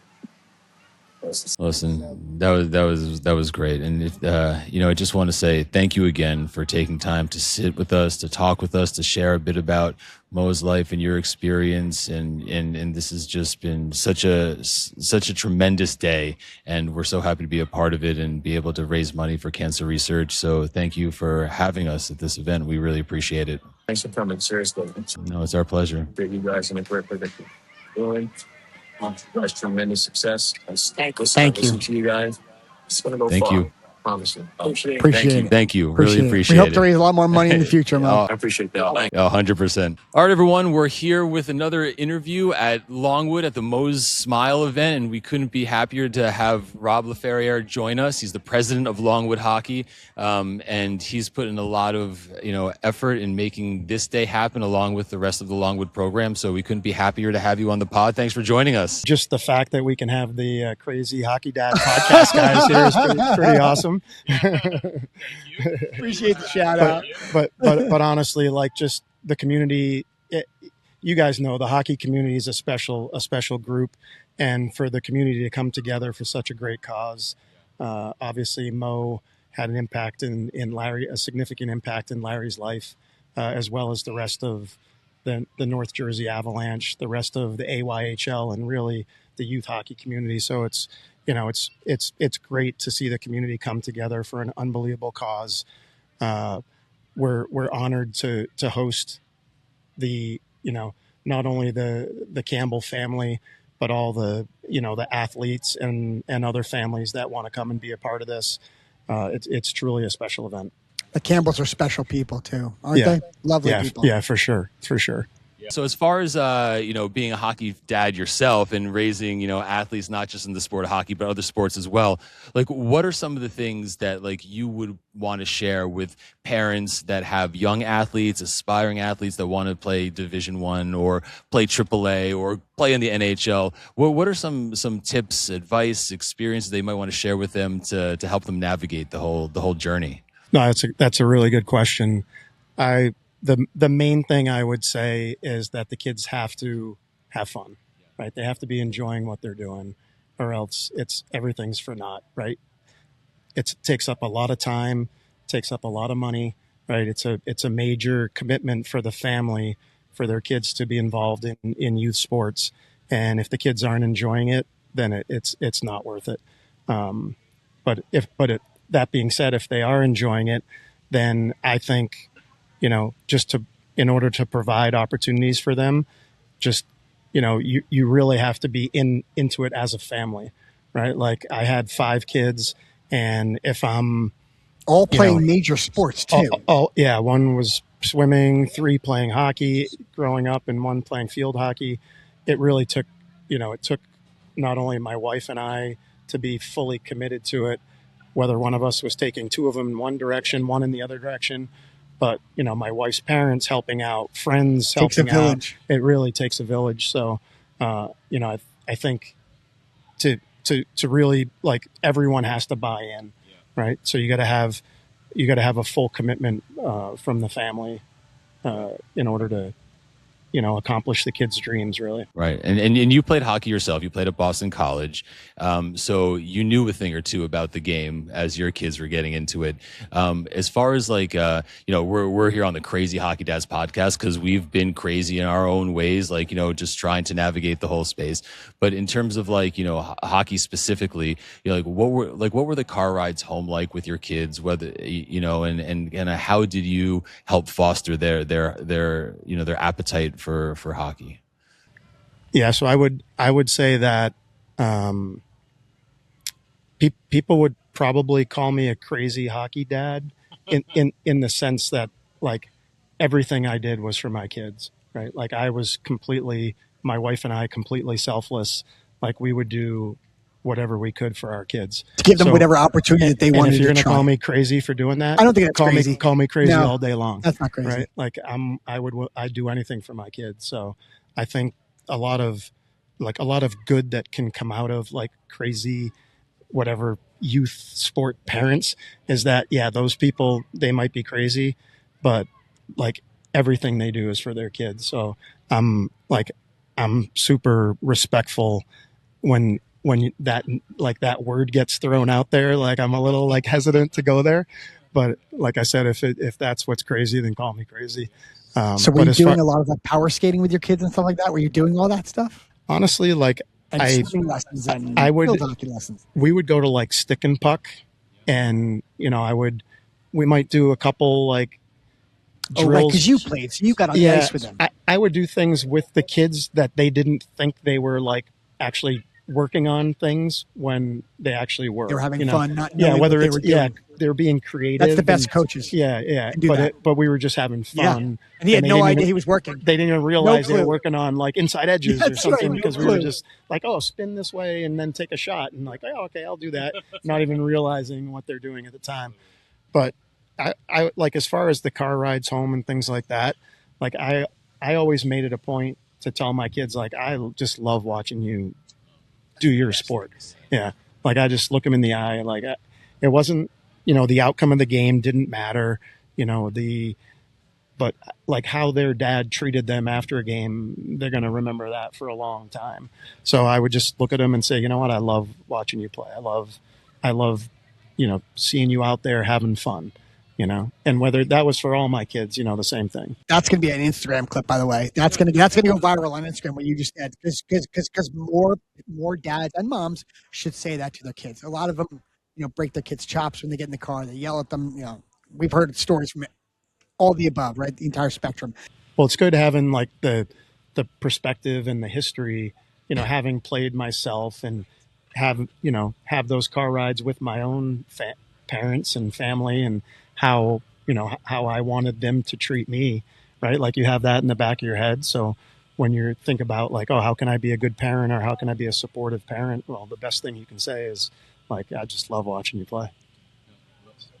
And so, as far as because you have kids that played other sports as well, it doesn't have to be limited to hockey. But in terms of being a competitive athlete as a child, as a teenager, then when you get into college, etc., what are some of the things that in your opinion, sport has done for your kids? Whether it's life lessons, or is there anything in particular that you would say that the sport has blessed our family with certain things? Yeah, no, that's a good question. But while you were asking that question, I thought of something. So my kids never had video games. Oh, okay. I like this. Hear that, parents? Let's go a little further into that. Yeah, let's go. No video games. No video games. I like that. No, they all got cell phones at a fairly young age, so they had screen time. But as adolescence, there were no video games. And obviously we're fortunate that we had 5 kids. Our first 4 kids were all born within 5 years of one another. Oh, wow. You had a instant play group just in our own house. Right. So when it came time for the kids to create an activity, just go figure it out. Grab a ball, grab a stick, go in the basement. Go in the basement and play a game. So it actually, not only do I think it made them better athletes. Isn't that interesting what you're saying right now? It helped them bond as siblings. As family. Because they spent time together and figured out how to play a game together. Or so I honestly, I credit, like, my wife and I were really strict about the video game thing and adamant about, like, no video games in our house. And I really think that contributed to their athleticism, to their competitiveness, to their, because they would find a game and they'd want to win. Yeah. Sure. Yeah. Right. And it got contentious I'm sure, as it does with all things, right? as it does with anyone who wants to Yeah. compete. Yeah. But I really think that helped. That's unbelievable in their lives. That makes sense. Good for you for holding true to no video games. That's a good one. Very rare. That is very rare. And I know you want to go. We don't want to keep you, because I know you want to go and do it. But we appreciate you sitting down with us. Absolutely. You want to do a rapid fire or something like that? Well, just one last question. It's not even a question. We're going to ask you to finish the sentence. Okay. Yeah. Finish the sentence. The best hockey parents are those who love their children the most. Oh, okay. We've gotten a different answer from everybody. Everyone. Yeah. That's great. Yeah. I love it. Perfect. Because a good hockey parent isn't like, oh, your kid's successful, right? Or successful at that sport, right? A good hockey parent is someone who loves their kids and they're going to be happy with them being successful in whatever it is. Right. No, that's perfect. Rob, thank you so much for joining us today. Really Absolutely. appreciate it. Absolutely. Thank you, Rob. Thank you, guys. Yeah, you got it. All right, everyone. We're here with our next guest for the Crazy Hockey Dads podcast at the Mo's Smile fundraising event. We've got the one and only Evan Rodrigues, NHLer. There we go. Former BU Terrier. Go Terriers. Oh, yeah. There we go. Newest New Jersey Devil. That's also true. Go Devils. Yes, thank you. Fun fact. So I got into hockey. I know this interview is probably about you, but I'll say a few things. So when my dad is so not an athlete, but when I was younger, he got split season tickets to the Devils when we were kids. I'm like talking like the mid '80s, right? So I started going to games when like Rod Langway was still playing, and like there was no advertisements on the boards. There was still two-line passing. Oh yeah, it was like crazy going back in the day. It's evolved so much, but that's how I got into the game of ice hockey. For everyone that's curious about me, but let's shift off of that and let's go over to the real reason why we're here. So Evan, so now you're up here in New Jersey. You're starting the transition. What's it been like so far? Busy off season for you? Yeah, it's been a little bit hectic since the trade went down. Tried to get down here a couple times and find a place to live and start to get the family settled, but it's a great spot for myself and for our family, and we're really looking forward to it. That's amazing. So obviously we're all here for the Mo's Smile event and raising money for cancer research. Just what does it mean to you to participate in things, this event and similar things? Yeah, it means a ton. Whenever, we can kind of give back and, do things in the community that can help out. This worked out perfectly for me now being a Devil and having this kind of on the radar. It's, it was kind of a no-brainer for me, and just happy to be a part of it. Yeah. So the other part of this is obviously the youth hockey aspect, and this is like a tremendous event. But you're a hockey dad, and you're seeing the game through a different lens than your day job. So what's it been like for you as your kids have gotten into the game of ice hockey and like navigating it as a parent as opposed to like a player for that? Yeah, it's different. I think it's been a ton of fun for me just seeing how much they love it. I think that's the biggest thing. And, there's 4 words I tell them before they go on the ice every time, and it's work hard and have fun.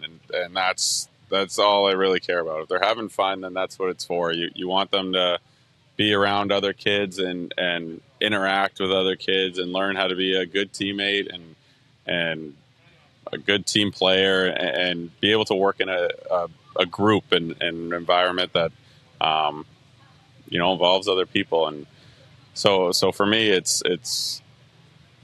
becoming extremely enjoyable. I love going on the ice with them and messing around with them. And, I've loved every minute of it. Yeah. It's awesome. Yeah. I was just curious, you obviously started playing at a young age, I'm assuming, right? Like most kids.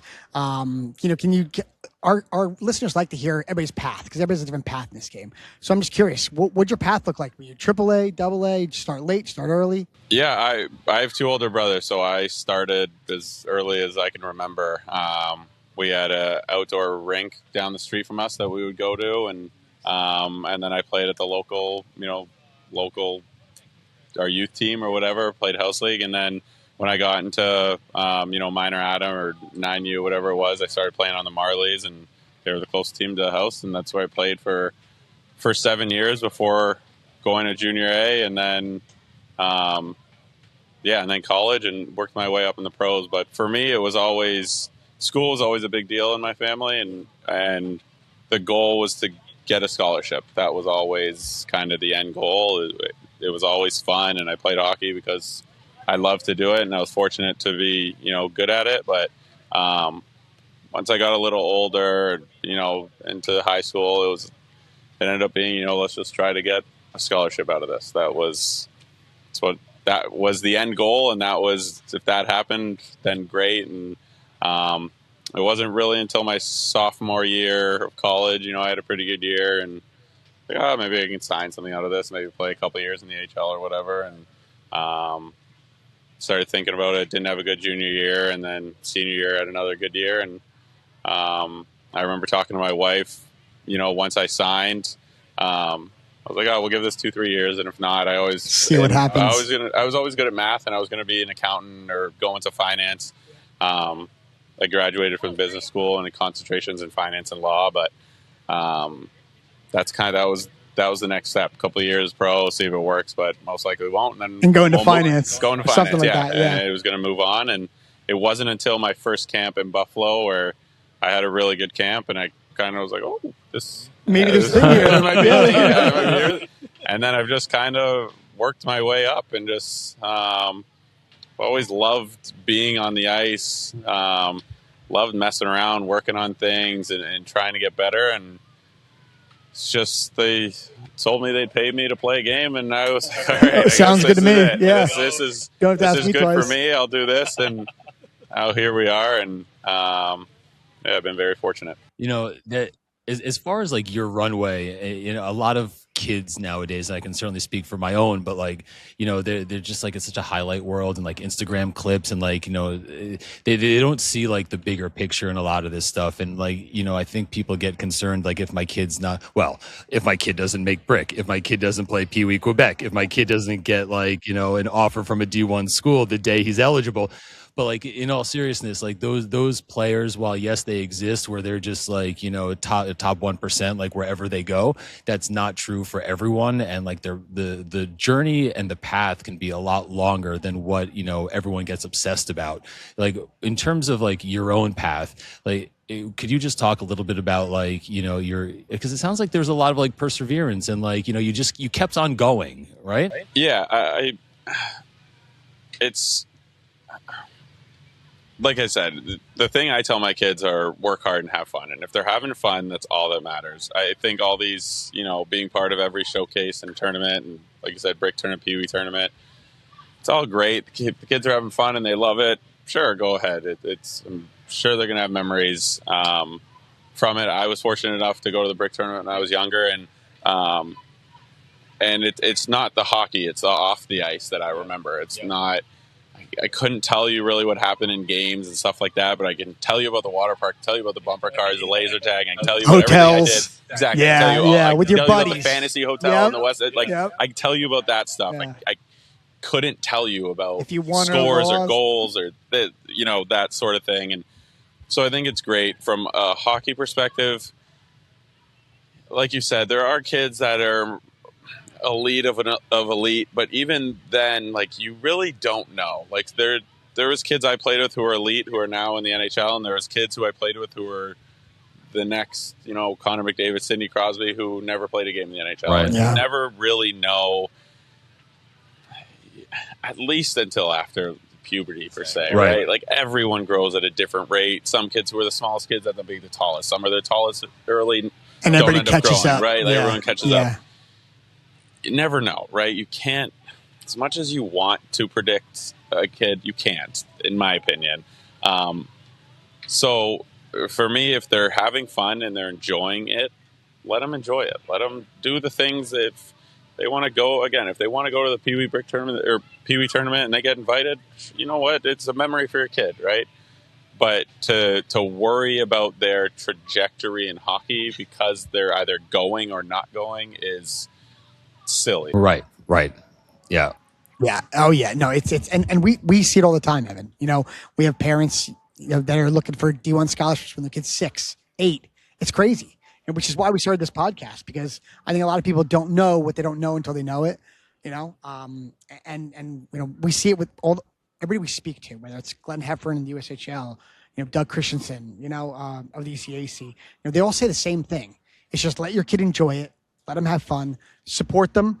And if they have a passion for it and they go, and see where the chips fall, right? Yeah, and I can't remember. I think it was like Brian Boyle, Corey Schneider. They were talking about it once, and it's rung true with me. But you never hear anyone who's been in the NHL and been like, "Oh, if my parents didn't push me to go here, like that." The only reason why I'm here is because my parents pushed me. Like, there has to be an inner drive with a kid to make it, because at some point the parent's not going to be there, and at that point, then the work ethic won't be there, right? So yeah, parents can push them and say, "Hey, like, you made a commitment, you're going." But to say that they are gonna pushing your kid and telling him what to do and trying to be the external force and forcing him to do all these things, in my opinion, rarely works.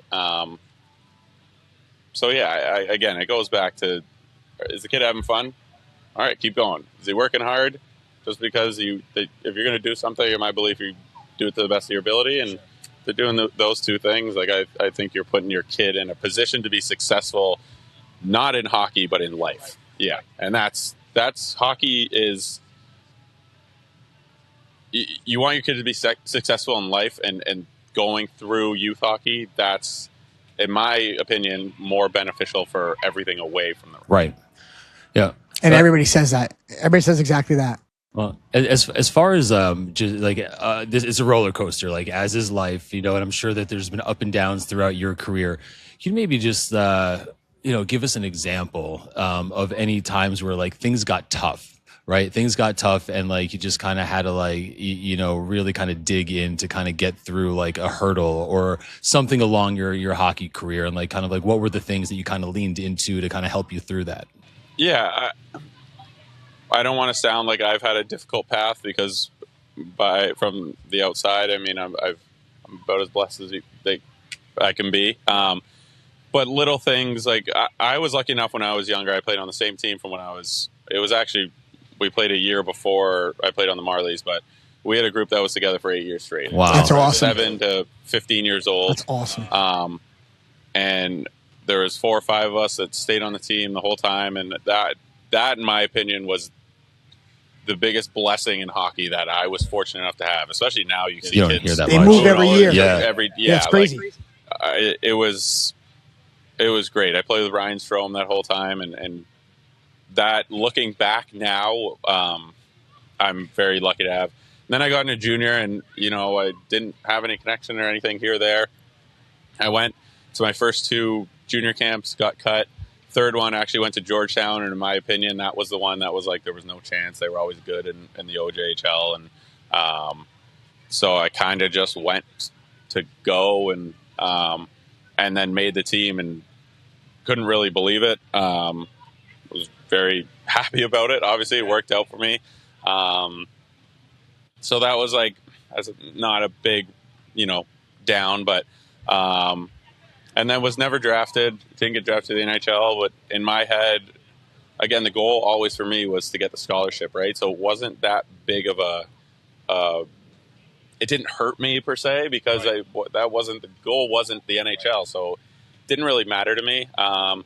Went to college for 4 years, and then was lucky to sign out of college and just kind of worked my way up. And I've gone through stretches of not playing when I was in Buffalo. The year I got traded to Pittsburgh, didn't play the first 7-8 games.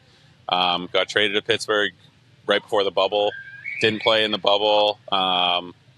So I've had ups and downs. I thought before, when I was in Buffalo going into my 3rd year, thought I was going to make the team out of camp, broke my hand, got sent down, and had a rough start when I was in the A. And I actually had a coach, we played a game right before Thanksgiving. This is probably for me the biggest, if you're going to say like up and down in my career, this was probably the biggest roller coaster ride I had. But I got sent down, didn't do anything, and we played.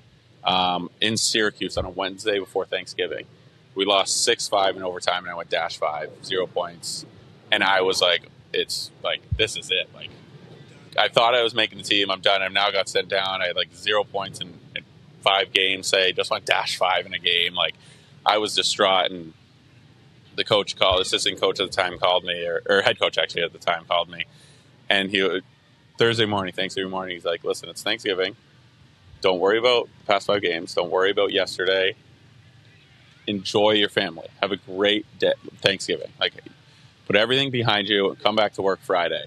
And came back to work Friday, had 10 points in the next 5 games. No shit. I've played in the AHL. Wow. So, like, that phone call, and I've told him, and I've told this story before, that phone changed my career.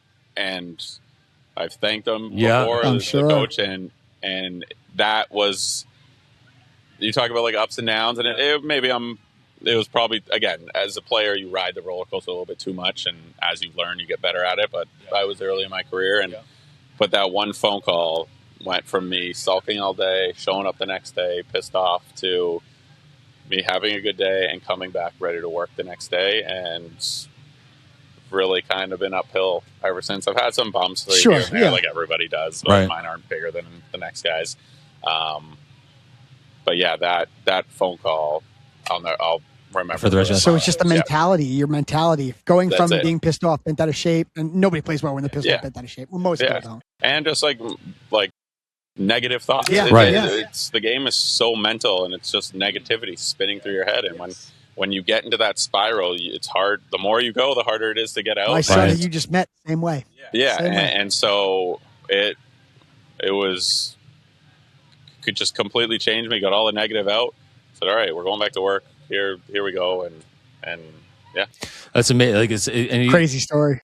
Yeah, but like it also just makes me think about like coaches in general, or educators, or teachers, or people that like are like, are responsible for like, guiding, whether it's kids or adults, through these moments. And it just sounds, we talk about like, that parents should pay attention to who's coaching their kids, right? Like to the best that you can, because that's a big part of like, your kid's experience, right? And so it just sounds like, coach, when he said that to you, it just was the right words, the right time to help you through it.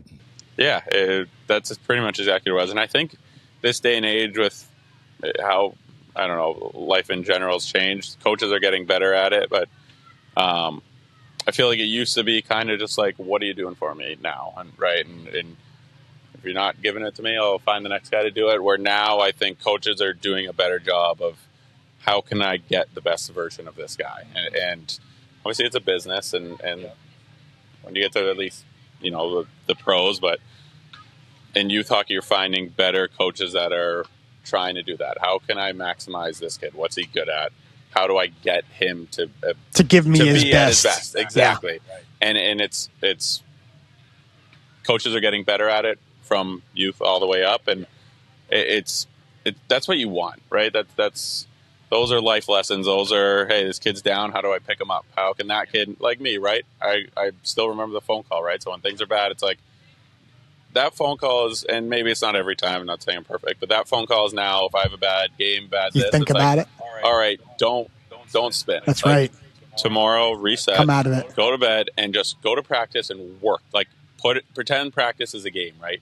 And go to work, and you'll find that when you do that, the results come in the game, right? It becomes muscle memory. It becomes, for me, when you put in the work like that, it's rewarding, right? And then you enjoy it. And then the next day you get into a game, and then you enjoy yourself out there. And so little things like that. It's funny how some things can stick with somebody and travel with them, right? And some things don't. And every kid, every athlete finds their thing. And confidence is huge too, isn't it? It's almost everything. Right? Honestly, like, if you're not like the best player in the world, right? Yeah. Your mentality is the most important thing. And sometimes it's not even confidence. Sometimes it's just belief, and just sometimes the result, you got to get the results out of the way. Like, the results are not, if you're results based, that's when you're in trouble, in my opinion. Yeah. Like, if you let them define you. Yes, if you let, like, hey, I shot 100 pucks a day for the past week. This weekend, I've got to score 5 goals. Like, and it doesn't come. It's like, no, it's like the week after you'll score 10. You know what I mean? Like, it's the constant work, and that's, if you can find a reward in putting in the work, that's where the results will come. Right. It's the process. It's the process. Exactly. And you know, my wife actually says this all the time, even with our kids, right? It's not like you go on a walk, right? It's not the destination. It's the journey of the walk. Yes. If the kid wants to sit and play with a rock for 10 minutes, sit and play with the rock. Like, what, you're just going home to sit on the couch, like, or whatever. Right. You No, know you're what I mean? exactly Like, right, though. or, hey, I promised my son I'd play baseball in half an hour. It's like, he can wait 50 minutes. Like, let him play with the rock. Like, you got to enjoy the car rides. You got to enjoy the walk. You got to, don't be in a rush to get somewhere. Like, you're in it. Like, enjoy where you are. And you find that with hockey as well. Yeah. You know, it's funny that you mentioned mentality and stuff like that. So, and you're also touching on coaches and how coaches have now changed, maybe from the yeller screamer to how can I get the best, how can I talk to this kid to get the most out of him? So I'm curious. So with the change kind of in coaching, and also I feel like there's a change in all sports, not just the NHL. But how important of it and now is it to have like a mental performance coach? You see them everywhere. You know, do you think that's an important thing? And do you see more people with them these days than, say, when you started? Yes. But I also find that that's another, like, external motivator, right? Like, if you have to rely on him to get you to, you know, if you play your best game, say you check in with him once every 2 weeks, right? And your best games are after you talk to him. It's like, well, you got to find it might help, right? But you got to find a way to do it yourself. Without, in my opinion, I understand right? what you're saying. So yes, I think they're good to an extent, right? Okay, You interesting. have to be able to take either what you learn or what he tells you and be able to figure out a way to do it yourself. Yeah. And I think that's the middle ground, right, of these different types of, you know, coaches and stuff. And again, sometimes it's, you don't want to be overcoached, right? And even with the coaching, like you said, like, they try to find how to get the best out of you. Like, sometimes you still need a kick, you know, like, sometimes yelling is the answer. And you don't want to be, you know, babied or even with my son, like, you don't want someone coddling him the whole time. Like, sometimes he needs to A little tougher. Learn a hard lesson. He needs tough love. Like, hey, like, you can't do that. And that's like, okay. This, you know, either being benched or being sat or yelled at. Like, it's okay to be yelled at. It's okay. It's, can you learn from your mistakes? Can you learn from experiences? Can you learn from different things? And so yeah, with a mental performance coach, right? Can you take what he says and be able to internalize it where you can do it yourself? Because you don't want to rely on him. Every time you have a down game, it's like, I got to call that's him, right? that's a problem. Then it becomes, you have another problem. Yes, you do. So yes and no to your. Got it. So at the end of the day, it's an inside job, right? Like, it's. In my opinion, you're going to get the best results if it becomes inside job. Right. Yes. That makes a lot of sense. So let me ask you this: along your journey, along the way, is there anything that, like, you know, before you made it to whatever the next level was, from youth to college to junior to college, etc., were there any things that you, before making that jump, thought were, like, really important, only to find when you got there it wasn't as important as you thought it was? That's a good question. I don't have one on the top of my head right now, and I don't want to make one up to try to give you an answer. No, that's all good. And for me, I've always been a work ethic guy. Like, that's always been my thing. And this sounds silly, but for me, I'm not a guy who goes on the ice early. I like to do my stuff in the gym and get warmed up and go from warm up to getting dressed to almost immediately into practice. But for me, staying on late is, like, my thing. Like, I love to have everyone off the ice where I can do what I want. Oh, interesting. And, like, not have, like, hey, can I join the drill? Or, like, could we do this? Or, like, I like to be one of the later guys on the ice and be like, hey, this is what I want to do. I need to work on this shot from this person. Hey, coach, can you pass me 25 pucks, bang it out in 2-3 minutes, and like go to the next thing.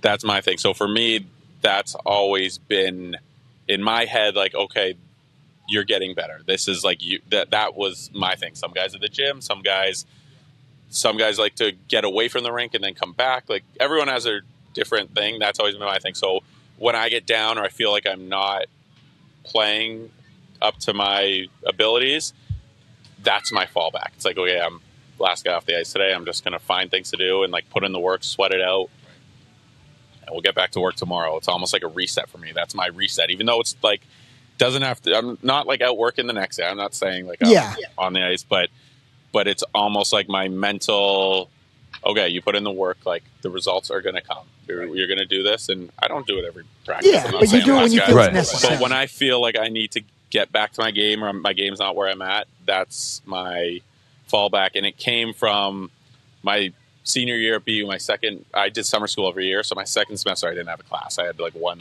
little nothing class. And so I did 2 days. My second semester at BU, I'd go in, a few of us would go on the ice at like 9. I'd work out after. I'd go eat lunch. Then we had our team little workout warm up, and then I'd go on the ice for practice at 3. And that was kind of my twice a week I would do that. And then I got my first couple years pro, and my wife was traveling to see me at the time. We were living together. So I had nothing to do after practice. Like, it was like go home and look at bank statements. Like, I used to do that. Like, I used to go home and like check bank statement investment, like, and then play video games. Call my like wife. There's nothing to do. So I just stayed on the ice, and I'd be out there for an hour and a half, and not because I'm saying I'm working harder than you, but I didn't have anything else to do. So I was like, what? Like, why not? I'll just shoot some pucks, and I'll take my time, and I'll sit on the bench for 10 minutes, and go back out, catch my breath, and I'll go back out there. And honestly, a couple times the trainer was like, dude, like, we want to go too. And I was naive at the time. Sorry, this bug's not leaving. I was naive at the time, because now in hindsight, like, I probably like was making I feel bad about it, but but I didn't know any better. Like, it was college, like, the people were always just like there. It wasn't obvious, like, and in the pros, I just like, it's like, I don't know, I'm just on the, I don't have class. I'm not going to study. What else am I going to do? Like, I'm going to either play video games or like I got nothing to do. Yeah, I'm like, all right, I might as well like shoot a few hundred pucks, like, just because it making me better. I guess, right? Sure. And, it's a long-winded answer. That's kind of my fallback of how I reset. That's my mental reset. That's how you do it. Yeah. No, it's all this stuff is really helpful. Yeah, just it's good to hear. Hearing you talk about your process, right? Because I think that's like what a lot of people like are eager to learn, and everyone's got their own path and everyone's got their own things. But like to listen to and hear what successful people have done to help them through. You never know, who's listening that might stay on the ice a little longer, and like that's going to be their thing, and it's helpful. But let me ask you this: in terms of like making the jump to the NHL, right? Were there any like, and this is kind of similar to my previous question, but are there like any misconceptions that you think people that aren't in the know have about what it means to be an NHL player? Maybe not a misconception, but what I believe is that there's an elite group of hockey players that, no matter what, are going to make the NHL because they're just wired differently. Like, their talent is, they're naturally gifted, right? And you probably have 2-3 of those a team, maybe, or on forwards, let's say. So team of 12, 13 forwards, 2 or 3 of them, right? Maybe 4. And then you have role guy that, like, maybe a face-off guy, right? Yep. So you have maybe 1 or 2 or forcer fighter. So half your forwards are set. I think the middle portion of that, there is a group, an exact same talent level group in the AHL that can do all the things, maybe I can, or that middle 6 can do, or whatever can do. But it just comes down to almost sticking to it.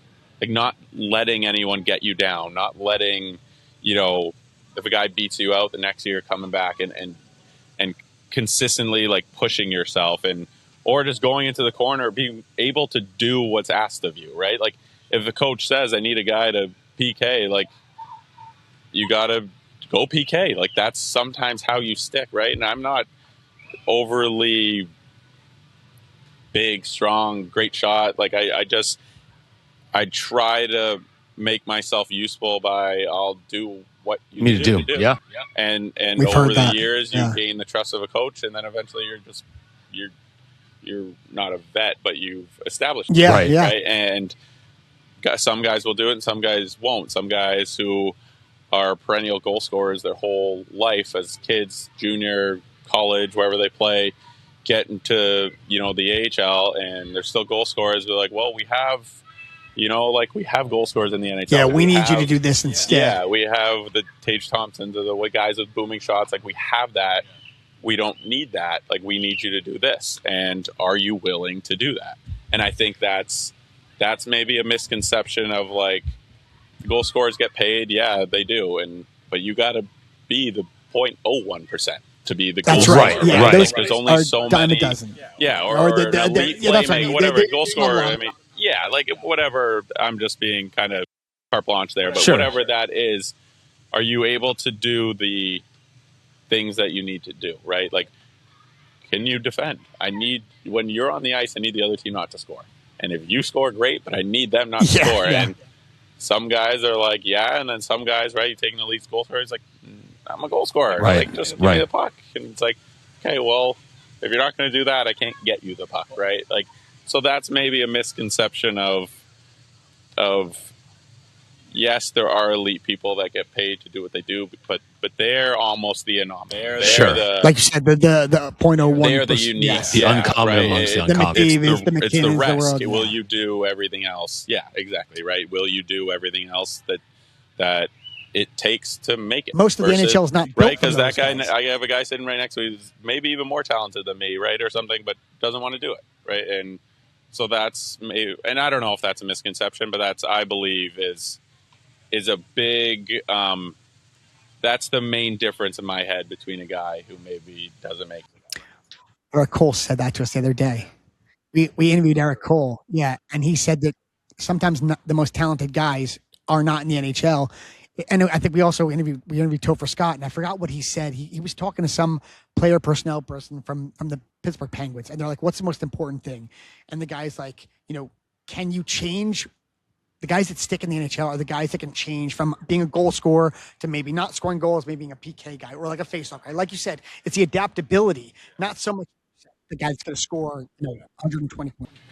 Right, and if you're a goal scorer, right, and you're not, say you're a goal scorer, but you're not on the first power play, right? There's only so many roster spots, right? You need 4 to 6 PKers, right? So, hey, goal scorer, can I make you into a penalty kill guy where I can get you 4 more minutes a game, but then I can throw you on a third line, and then all of a sudden I got a third liner who could put 20-25 in for me. Like, then you become super valuable, right? Yeah. Then you're a major because spot. I got a penalty kill guy who's actually a score. bona fide goal, like who is a natural goal scorer, right?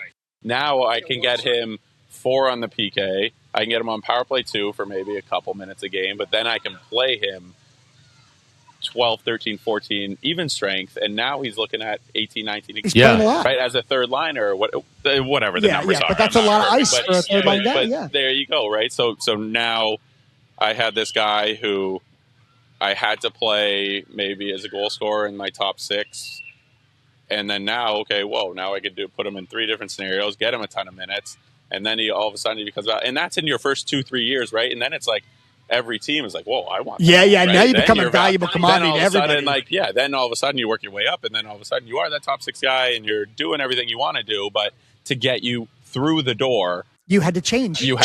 Right? And I think that's a very good spot for. I forget who you said it, but it's. Can you do what it takes to get in the door, right? Yeah, and I might be screwing this stat up huge, but I've heard it somewhere. It's something like, if you get to 100 or 200 NHL games, your probability of getting to like 500 is probably pretty good. Significantly more. Yeah, I don't know what the numbers are, and I don't want to butcher it, so I'm not going to make it. But I know what up. you mean. The concept. But there is. It's like there's like a tipping point. Yeah, it's like once you're at 100, you're going to get to 500, or say 200 to 500. Because you've done what you need to do to stay in the building. Yes, exactly. Yeah. And so I don't know what the numbers are. Yeah. There is something. No, but it makes sense. Yeah.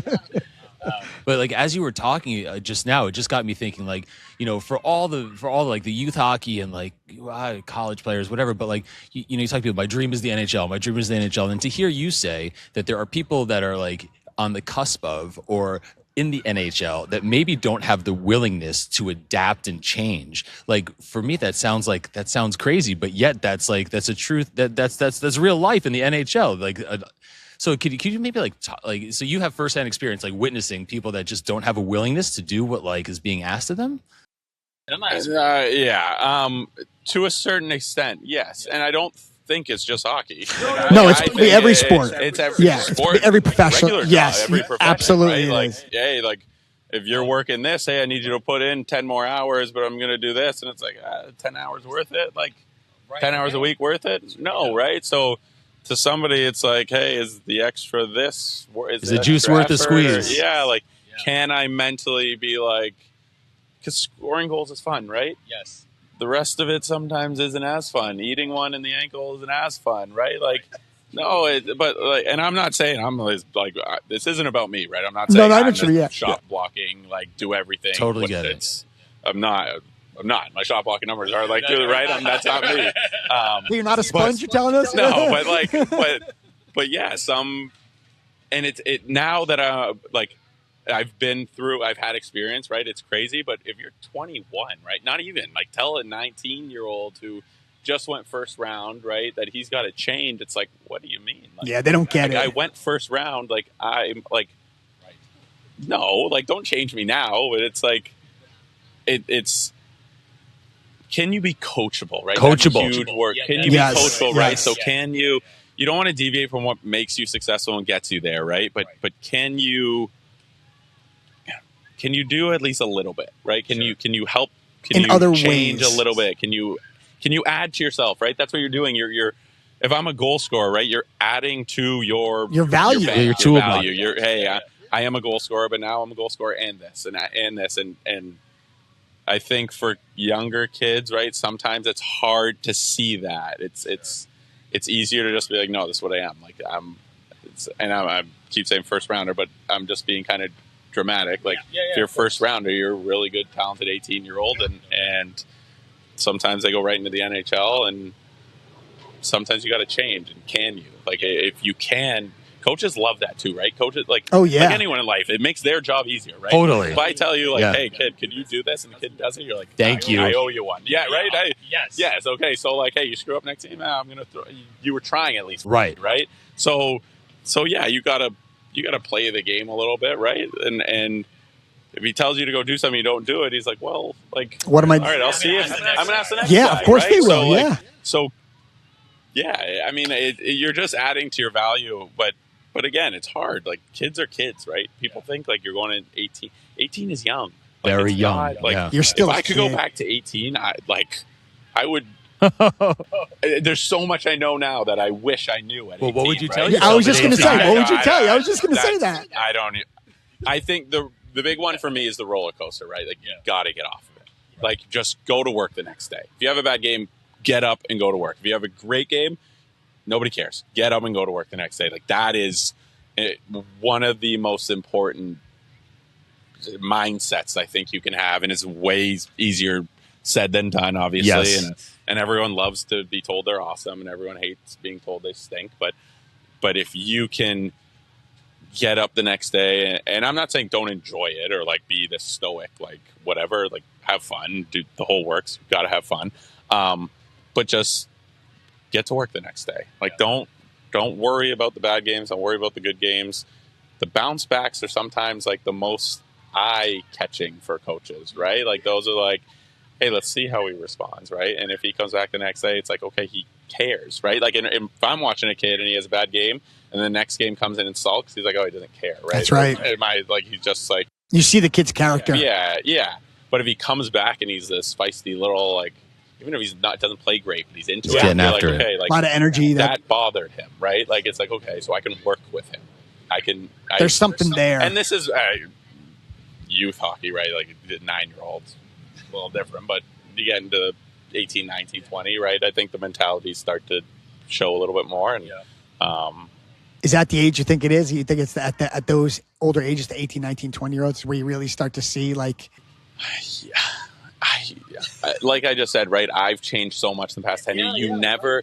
It's so hard to tell what a person's going to be like, because there are things in their life, like that phone call for me, that changed everything. Yeah, that's unbelievable. That changed who I was. Literally, changed your right? trajectory. Like that changed, not only my hockey trajectory, it changed who I was as a person. Like it's amazing. Taught and me changed to, your hockey trajectory, right, which exactly, is crazy. right? Yeah. So like, you don't know what things, like how kids respond, how, if they are coachable, like, what if there is a kid who is elite his whole life, right? From 8 till 18, and you never get to see if he's coachable because he's always a first line center. Right. What happens when something bad goes wrong? You don't know until he experiences it, right?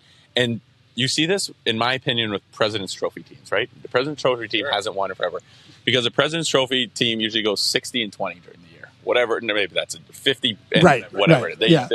They don't really go through a lot. They don't go through a lot of adversity during the season. All right, everyone, here at Longwood, Mo's Smile event, and we have a special guest on. Yes, we do. Got head coach of the Pittsburgh Penguins, Dan Muse. Dan, thanks so much for joining us today. Oh, thanks for having me on. Oh, it is our pleasure. So we're all here for the Mo's Smile event, but can you just like share a little bit about like what, you see all these people here and like what it says kind of about the hockey community and like, giving back? Yeah, no, I think it's I think the hockey community, it's a special one, and I think you've seen it, and I've seen it now for the last for this event, which is obviously a really important one and important to me.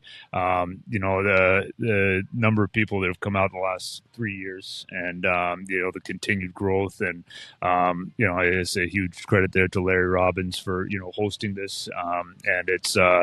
But I think every year too, it's also gotten a little bit bigger, and you want to see it continue to grow. And I think the hockey community, when they see that there's somebody, a person, a family, a foundation, a cause, that needs the help of the community. You see that everybody come together for it, and come together for all the right reasons. It's a pretty special community in that respect. It's almost like no other sport I've seen before. Yeah. So, obviously we're surrounded by like young hockey players here, kids that are playing youth hockey. Like, from your perspective, also being a hockey dad yourself, like, for me and my family, like, we talk about like, giving back and doing, charitable things like during Thanksgiving, like, we'll go to like, food pantries and stuff like that. But is there anything in particular that, you would hope that these kids kind of take away from the event? Oh, I think what I hope they take away from the event is, it's an opportunity to come together, as members of this community, to be able to raise money for a very important foundation, and to also in the memory of a very special young man. And so I think there's a lot that they can take away from that, a lot of lessons from that. But I think the biggest thing is coming together for those reasons, and making it a day here that's beneficial in terms of the money that's raised. But also, I think when you look at the young man that this foundation is for, Maurice Campbell, and his family, he was an amazing young man.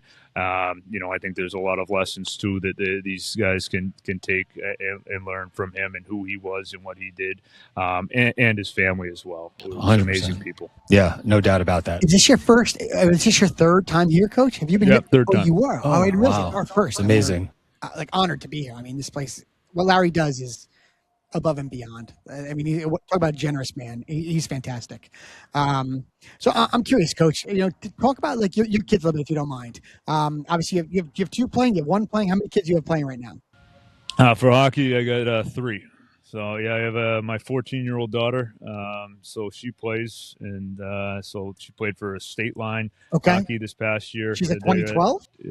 2012. Oh, yeah. Nice. She's gonna be on the ice with my son. Yeah. So she's not playing here. Oh, she's not here for this, okay, but she plays. And then my son, who's 2017, he plays as well. He played for Mid Fairfield this past year, and family's moving out to Pittsburgh. They stayed in New York this past year, and so then they'll come out and he'll play with the Pens Elite Awesome. And Very cool. then my youngest, she's in her, I think, second, third year of kind of playing that in-house learn to play. She's a 2020. Oh, which wow. is, Wow. it's just crazy. It's crazy. It's You crazy got a when you say long it. road ahead of you here. Yeah, oh, I do. Yeah. And All then, hockey all day. my 11-year-old daughter, she just does gymnastics. So I've tried very hard to get her to play other sports, Yes. and she just she loves it. So it's hard to fight that Yes, battle. it is. But she's actually, it's funny because she refuses to put on hockey skates, and I don't know why. Like, Wow, she, and like it's when like she in the skates, family, it's only right? It's like- it's only figure skates. She refuses to play hockey. Wants no Right, part of it, right. and yet she's the biggest fan.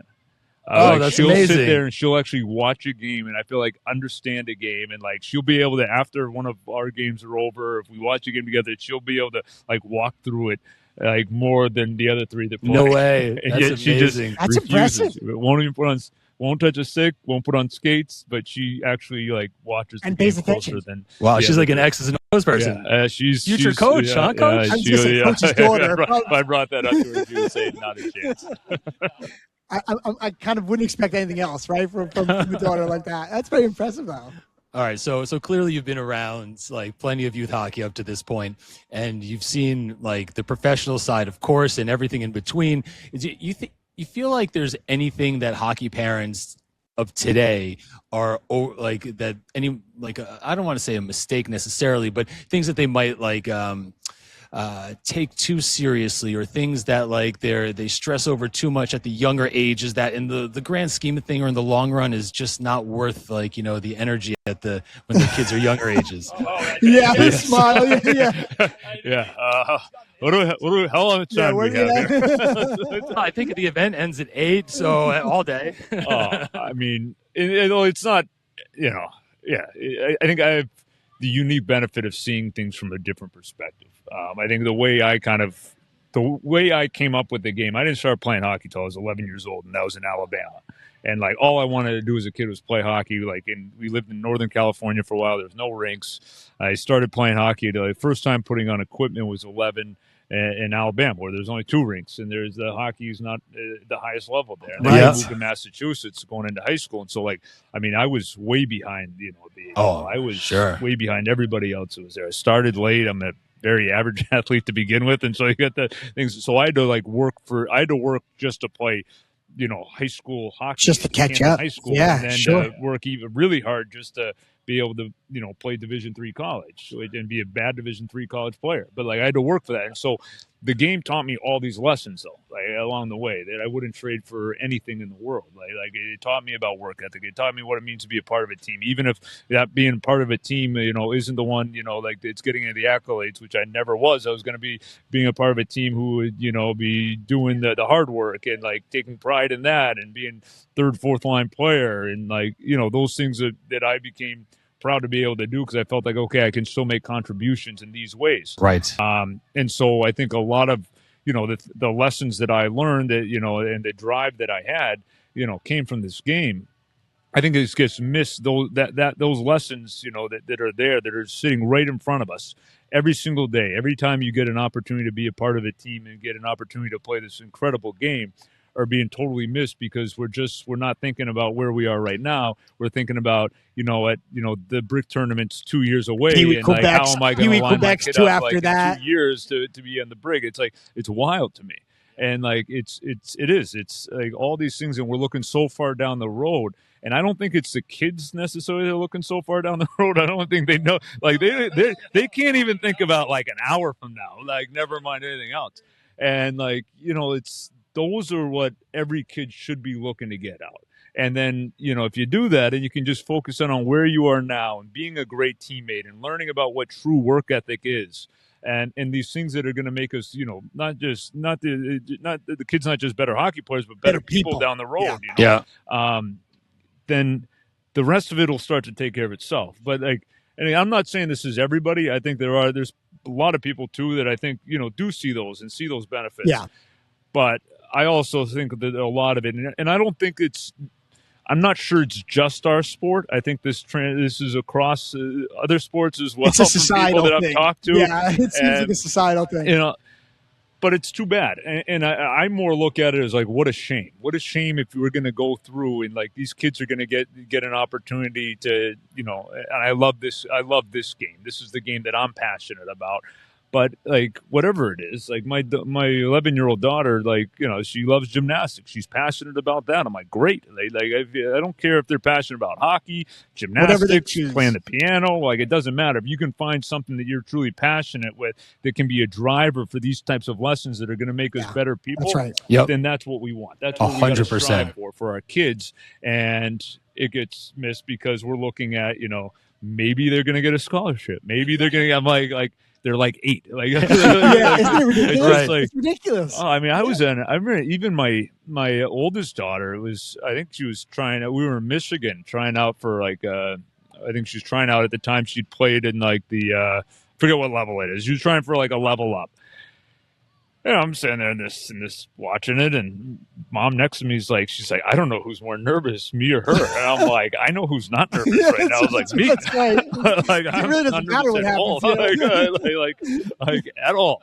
Like you go out there, do your best, you know, enjoy the skate, and see where things go, and we'll go from there. That's right. You know, it's like, but nervous or no, like it's and again, listen, I'm very, very blessed and fortunate to be able to, you know, work in hockey. Like I felt I'm very, with the job I have now, not a day goes by or a second goes by that I don't recognize how fortunate I am for the great people along the way that have helped me and for the opportunities that have been presented to me. But I also felt like when I was my first time job as a D3 assistant coach, I was coaching full time. I was like, I also felt just as blessed because I'm like, okay, I get to do this all the time. I'm for not a living, paid much at all. Yeah, for a living, barely. Right. At that point, barely. Funny how that's changed now, huh? but at the same time, I felt like it's great. It's like I love this game. I love coaching. Like I love both. I love the game itself, and I love the coaching aspect of it. And now I do. I love seeing my kids play, and like I honestly like. Because of the, you know, I think the job that I have and like what I get to do in this game, like I just tell them, listen, if you want more, if you want some advice, like come see me and I'll give it to you. Yeah, I'm not going to lie. I'm not going to sugarcoat it. I'll tell you what I see. Right. I'll tell you how I can help. Right. But if you don't, then you don't, because like for me, it's about you. Yeah. It's not about me. Like I don't need that. And I also, you know, I think when things are kind of hard and kids can figure it out on their own a little bit too. Like again, it's those lessons. Good life skill. That's going to make them better down the road. Real good life and skill. So yeah. Yeah. So no, it's funny that you say that, Coach. So I'm curious, when you were standing on the glass, did you see anything that like shocked you from parents that you're like, whoa, like that's not okay? Today? No, not today. No. Like at all. Like parent behavior. Parent behavior. Right. I think parents forget that it's the child's journey, not theirs. And maybe they, you know, didn't accomplish whatever they wanted to accomplish when they were kids, and they're trying to live vicariously through theirs, right? You know, and I think they lose sight that it's not their journey, it's their kid's journey. You know? Yeah. Oh yeah. No, it's I can't. I mean, again, I recognize too that like I don't know, like I have a different perspective probably. But sure. Yeah, I hear. I mean, anytime I think a parent is yelling at their kids, or the ref, or it's, I mean, the refs especially, like it's both. It's everybody, or the other coaches, youth or hockey. Everybody. Yeah, yeah. Like, I mean, it's like one, like you know, like it's there's everything, like yelling at your kid while they're on their ice goes against everything I believe you should be doing. Like it's a game. Like they're supposed to be, if they're walking out of there and I'm pretty sure they can't hear you. So now it's just the other parents that are next to you that are looking over, Mike and they're the only ones that hear you. Like they can't hear you. They can't hear you. It's it's just, it makes no sense. And even if they can hear you, it goes against everything that they should be. They don't need somebody telling them what to do. They're supposed to be figuring out the game on their own. So if you want to have that conversation afterwards, maybe, but even there, that's probably not a good idea. And it goes against everything that's out there in terms of how people actually learn and develop and get better. So for so many reasons, I think it's just absolute craziness, whatever I hear it.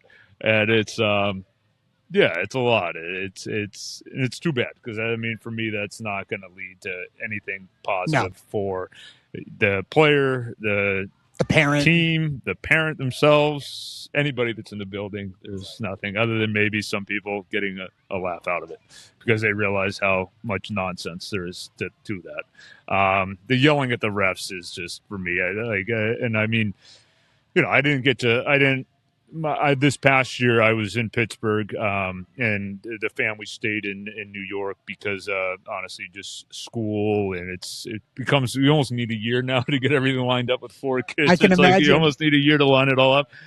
So I didn't get to see too much until the end of the year, but even there, it's like, I'm looking at these kids that are going out there, and maybe they're really passionate about being a ref. Maybe it's something that's going to keep them in the game for a long time, especially some of these younger kids. Like, that's how they can be involved. And like, that's a really hard job. It's a hard job at like the highest level of the game. It's really hard, I think, when you're young, you're trying to get into it. And so to have that, I mean, that's just, for me, it shouldn't ever happen. Like, they're going to be wrong.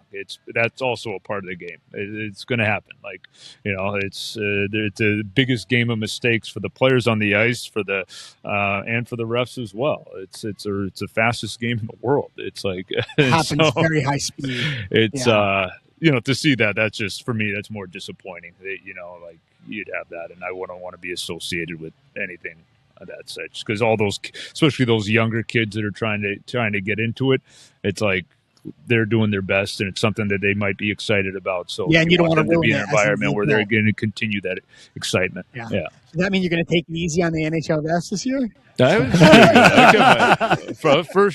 First year head coach, I thought I kept my mouth shut. I realized, I think, early on, I'm probably not going to win these battles right now. So I'm going to, So. Smart man. Yeah. So, obviously all these kids are on teams, and being a part of a team is like such a life skill, right? And I think that's one of the main reasons why a lot of families have their kids in team sports, is because they can take so much away from being a team. But yet there's such an emphasis on individual skill and individual progression. Like, from your experience, is there something that you see that separates like great players from great teammates? No, I mean, I think a lot of for me, they line up together. The great players, and I've been very, very fortunate to be able to, work together with, some great ones at the NHL level, including, one of the greatest that's ever played played this game, ever. And Sidney Crosby, and then also, even just going off of this past year, being able to work together with Sidney Crosby and Malkin and Letang and Carlson. I mean, you got, multiple future Hall of Famers right there. And then some other, just great veteran players. And then the experience that I had working with, some great players and teammates in the New York Rangers organization when I was there as an assistant coach, and with the Nashville Predators, and then also, the junior level at the Chicago Steel, where I was working with and for Larry Robbins, and then the USA Hockey and TDP. And so, I think it's so there's some, obviously amazing players there, but these guys are incredible teammates as well. And, I think if you don't have, very rare to have success where it's just in this sport where it's not about team and team game. Right. If it doesn't go hand in hand, it goes hand in hand, because if you only have like the skill and you're not a good teammate, you got a ceiling there. Now, you need individual greatness to have team success. You need to find that individual. Like, each individual needs to find their level of greatness and raise their level of greatness while you're doing it together, though. And so I think over the course of a season, and I think it's one of the beautiful things about our sport, is, you see that where different people, everybody's individual greatness is going to look different, but they'll find new levels of it while at the same time the group is coming together. And I think you go into any hockey season, it's like you start off, you got to work your way to truly being a team, even when I coach at the NTDP at the beginning of the year, and it's, I think it's a lot of my beliefs in how I coach haven't changed from much level to level. The way I word things and the delivery, right? It just definitely does change. You are going to change those a little bit from level to level, but it's like you got to earn. To talk about, like, you got to earn team. Like you're not gonna right now. It's individuals that are coming into a room, especially in that setting, because it was all new. The group was coming in. It's like, They're all super talented, like they're so, like crazy talented, and that's there. But like, you know what? If we're gonna become a team, like you gotta earn that, and that's not something that just because you show up and you all put on the same uniform and you all sit in the same locker room, like that doesn't make automatic team. You got to start to come together, like the way we push each other, the way we pull each other up, the way we work for each other, or the way you play for that person next to you. And I think it's a lot of those things sometimes get said at the beginning of a season, and it's like it's not just going to happen overnight. Right, takes some time. It takes some time, and so, but I think that's the exciting part of every new hockey season is the way how things are going to be able to come together as you go. So I'm curious, if you could take one trait from Sidney Crosby and put it into like a youth hockey player, what would it be? I mean, the guy's got tons of traits, right? But if you could pick Sidney's best trait, you're like, that would be the one thing to inject into a youth hockey kid. Into a youth hockey kid? Oh, I mean, it's such a the competitiveness and the daily drive. It's incredible. I mean, It's one of those things you hear stories about, like from other guys in the league, other players that prior to me being in Pittsburgh, you hear about this from other people, and like the way they just speak about it, like in awe. And then you actually see it on a daily basis. Yeah. That competitiveness, that just daily drive for excellence and finding another level, right? And to be doing it for that as long as he has at such a high level is incredible. So as a coach, and we've got coaches that listen to the pod, and like your journey, from the different ranks, is there any advice that you'd give to either coaches that are in the thick of it right now or aspiring coaches? Think that, any words of wisdom that you might pass down to up and coming coaches? Yeah. I mean, I think it's continuing to just work at it. And it's not, for me, it was never, like I love the game. Like, and I love teaching and coaching. Like, I think those two are kind of one and the same. And so like, I honestly, I feel like I love those things equally. And so you kind of mesh it all together. I love what I get to do every day. I love going to the rink and being a part of the game. And so, I think you just keep if you have that passion and you just keep working at it. I think it's really important too, especially for younger coaches that are coming up, like not getting too far ahead of themselves. It's kind of like we talk about with the youth parents, like the youth parents getting too far ahead of themselves, 3 years till break or whatever, 8 years till college. What are we doing next? It's like, you can't think that way. Like, you gotta, it's just that, that day to day. Okay. It's, I think it's very similar to what we ask the players. Like, can I get a little bit better today?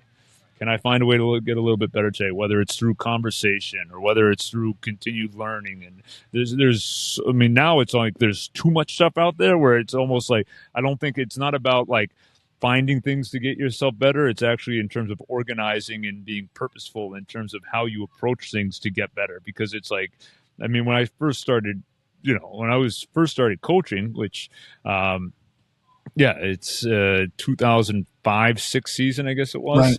Makes me feel old when I say that. We're all the same age, so it's all good.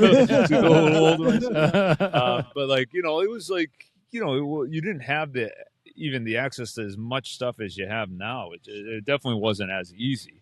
And now, so there's so much that's out there that if you want to get better, it's there for you. It's there on the internet. It's there at a library. It's there with, I think our game is very open in terms of people look to help each other out through conversations, through finding just different ways to be involved in the game and around the game. And the more you're doing it, the better you're going to get. And so, I think it's just that working at it and really being where your feet are and just trying to make sure that you're making the best impact that you can on the players that you're currently working with, and just try to be the best person that you can be. And yeah. All right. Well, we've taken up enough time already, because I know we got a lot going on here today. I want to make I'm keeping an eye on my kids. They're fine. Oh, you can see them. Okay, perfect. Oh, that's good. I think I see one of them. The 6-year-old. As long as I come home, as long as I have her when I come home, I'll be all right. Yeah, right. Perfect. But I just wanted to wrap this up with one final question. And if you could finish this sentence, and the best hockey parents are the ones who fill in the blank. Best hockey parents are the ones who let their kids discover their passion for the game. Great answer. Yeah, and that's something that we see, and it's pretty obvious, like at the rinks, right? Like the player on the ice that's always seeking approval from their parent, like that's up in the stands, or the parent stands. that's making sure that the kid goes to like lessons before school, before practice, and like all the extra. You know what I mean? It's another awesome one that I love. What's that? The kids that don't even go to school so they can get the private lessons. Yeah, 100%. Happens everywhere. You hear it everywhere. Listen, Everywhere. guilty It as does. charged. I've taken my son before school to go get a skating. So it's some things are easier to say, harder to do. There's always that, at least for me, the FOMO piece when you're around people that are like super competitive and doing all these things for the competitive advantage and competitive edge. You're like, crap, I don't want my kid to fall that far behind. Then take a step back, and it's like, at least for my son's age, and like I said, he's 11 right now, 2014, and it's just like it's about fun, right? Staying fun, being connected, and just enjoying his time, with his friends and his teammates, and being on the ice. Yeah. No, and I do. I have seen it from both sides, and like I'm laughing about it, but we have too. Like we've done I don't think we've done the before school yet. We haven't quite got Not maybe part of that's because my wife was raising our 4 kids by herself this past Right. year. Yeah, Maybe that's why. Maybe it's just that easy. we just weren't able to. Yeah. No, but we've done that with, and not just in hockey, but we have done it with hockey and doing the extra skates and gymnastics, getting and they're already the hours for that sport are crazy, and we've my daughter wants to work on something, so it's all right, we'll just tack on a private, and so you're doing those things, and then afterwards you're like, so I'm doing it, I'm really doing everything that I never thought I'd do, but it's like I think you want to also, I think sometimes you're doing it for the I think when the kid comes from the kids and they're the ones coming and saying, hey, I want to, I feel like that's a little different than hey, you're doing this. Right. Especially at the really young ages. You're doing this, you're signed up for, and they're like, really? I have to? It's like, oh, no. And they don't want to go, and right. they're crying on the ice or on the way there. And so it's not easy because human nature kicks in. And I agree, and we felt that too. It's like, all right, are we not doing enough? Do we need to do more? You see, little Johnny down the streets doing this and that and the other thing, and we're not doing that for our son or our daughter. It's like, you start to feel it. Yeah, and it's but I don't know if that's necessarily the best, if the reason that it should be the driver. Agreed. It should also be from the kids, and it's and sometimes too when they're when they're really hungry for it and they're wanting it. Like that's, I think that's, if I could give, for all 4 of my kids, if all of them could find something that they're as passionate about as I am for this game, and I don't care what it is, I would be thrilled. Sure. Not everybody always has that, but I don't think it's something that can also be forced on somebody. I think it's for us as parents, it's about trying to guide them and provide that support in that environment where they're going to be able to discover things that they're passionate about. And once they find those, for us as parents, when you we foster it. To be able to foster it. Yeah. And that's kind of, I think it's more like we need to do that. We need to help and guide and help try to point them in that right direction. And if they latch onto something, great. Maybe we can build it a little bit more and help them develop that passion. And if not, we can be okay with that too, because, if they're working hard and they're good kids, at the end of the day, like those are the things that are most.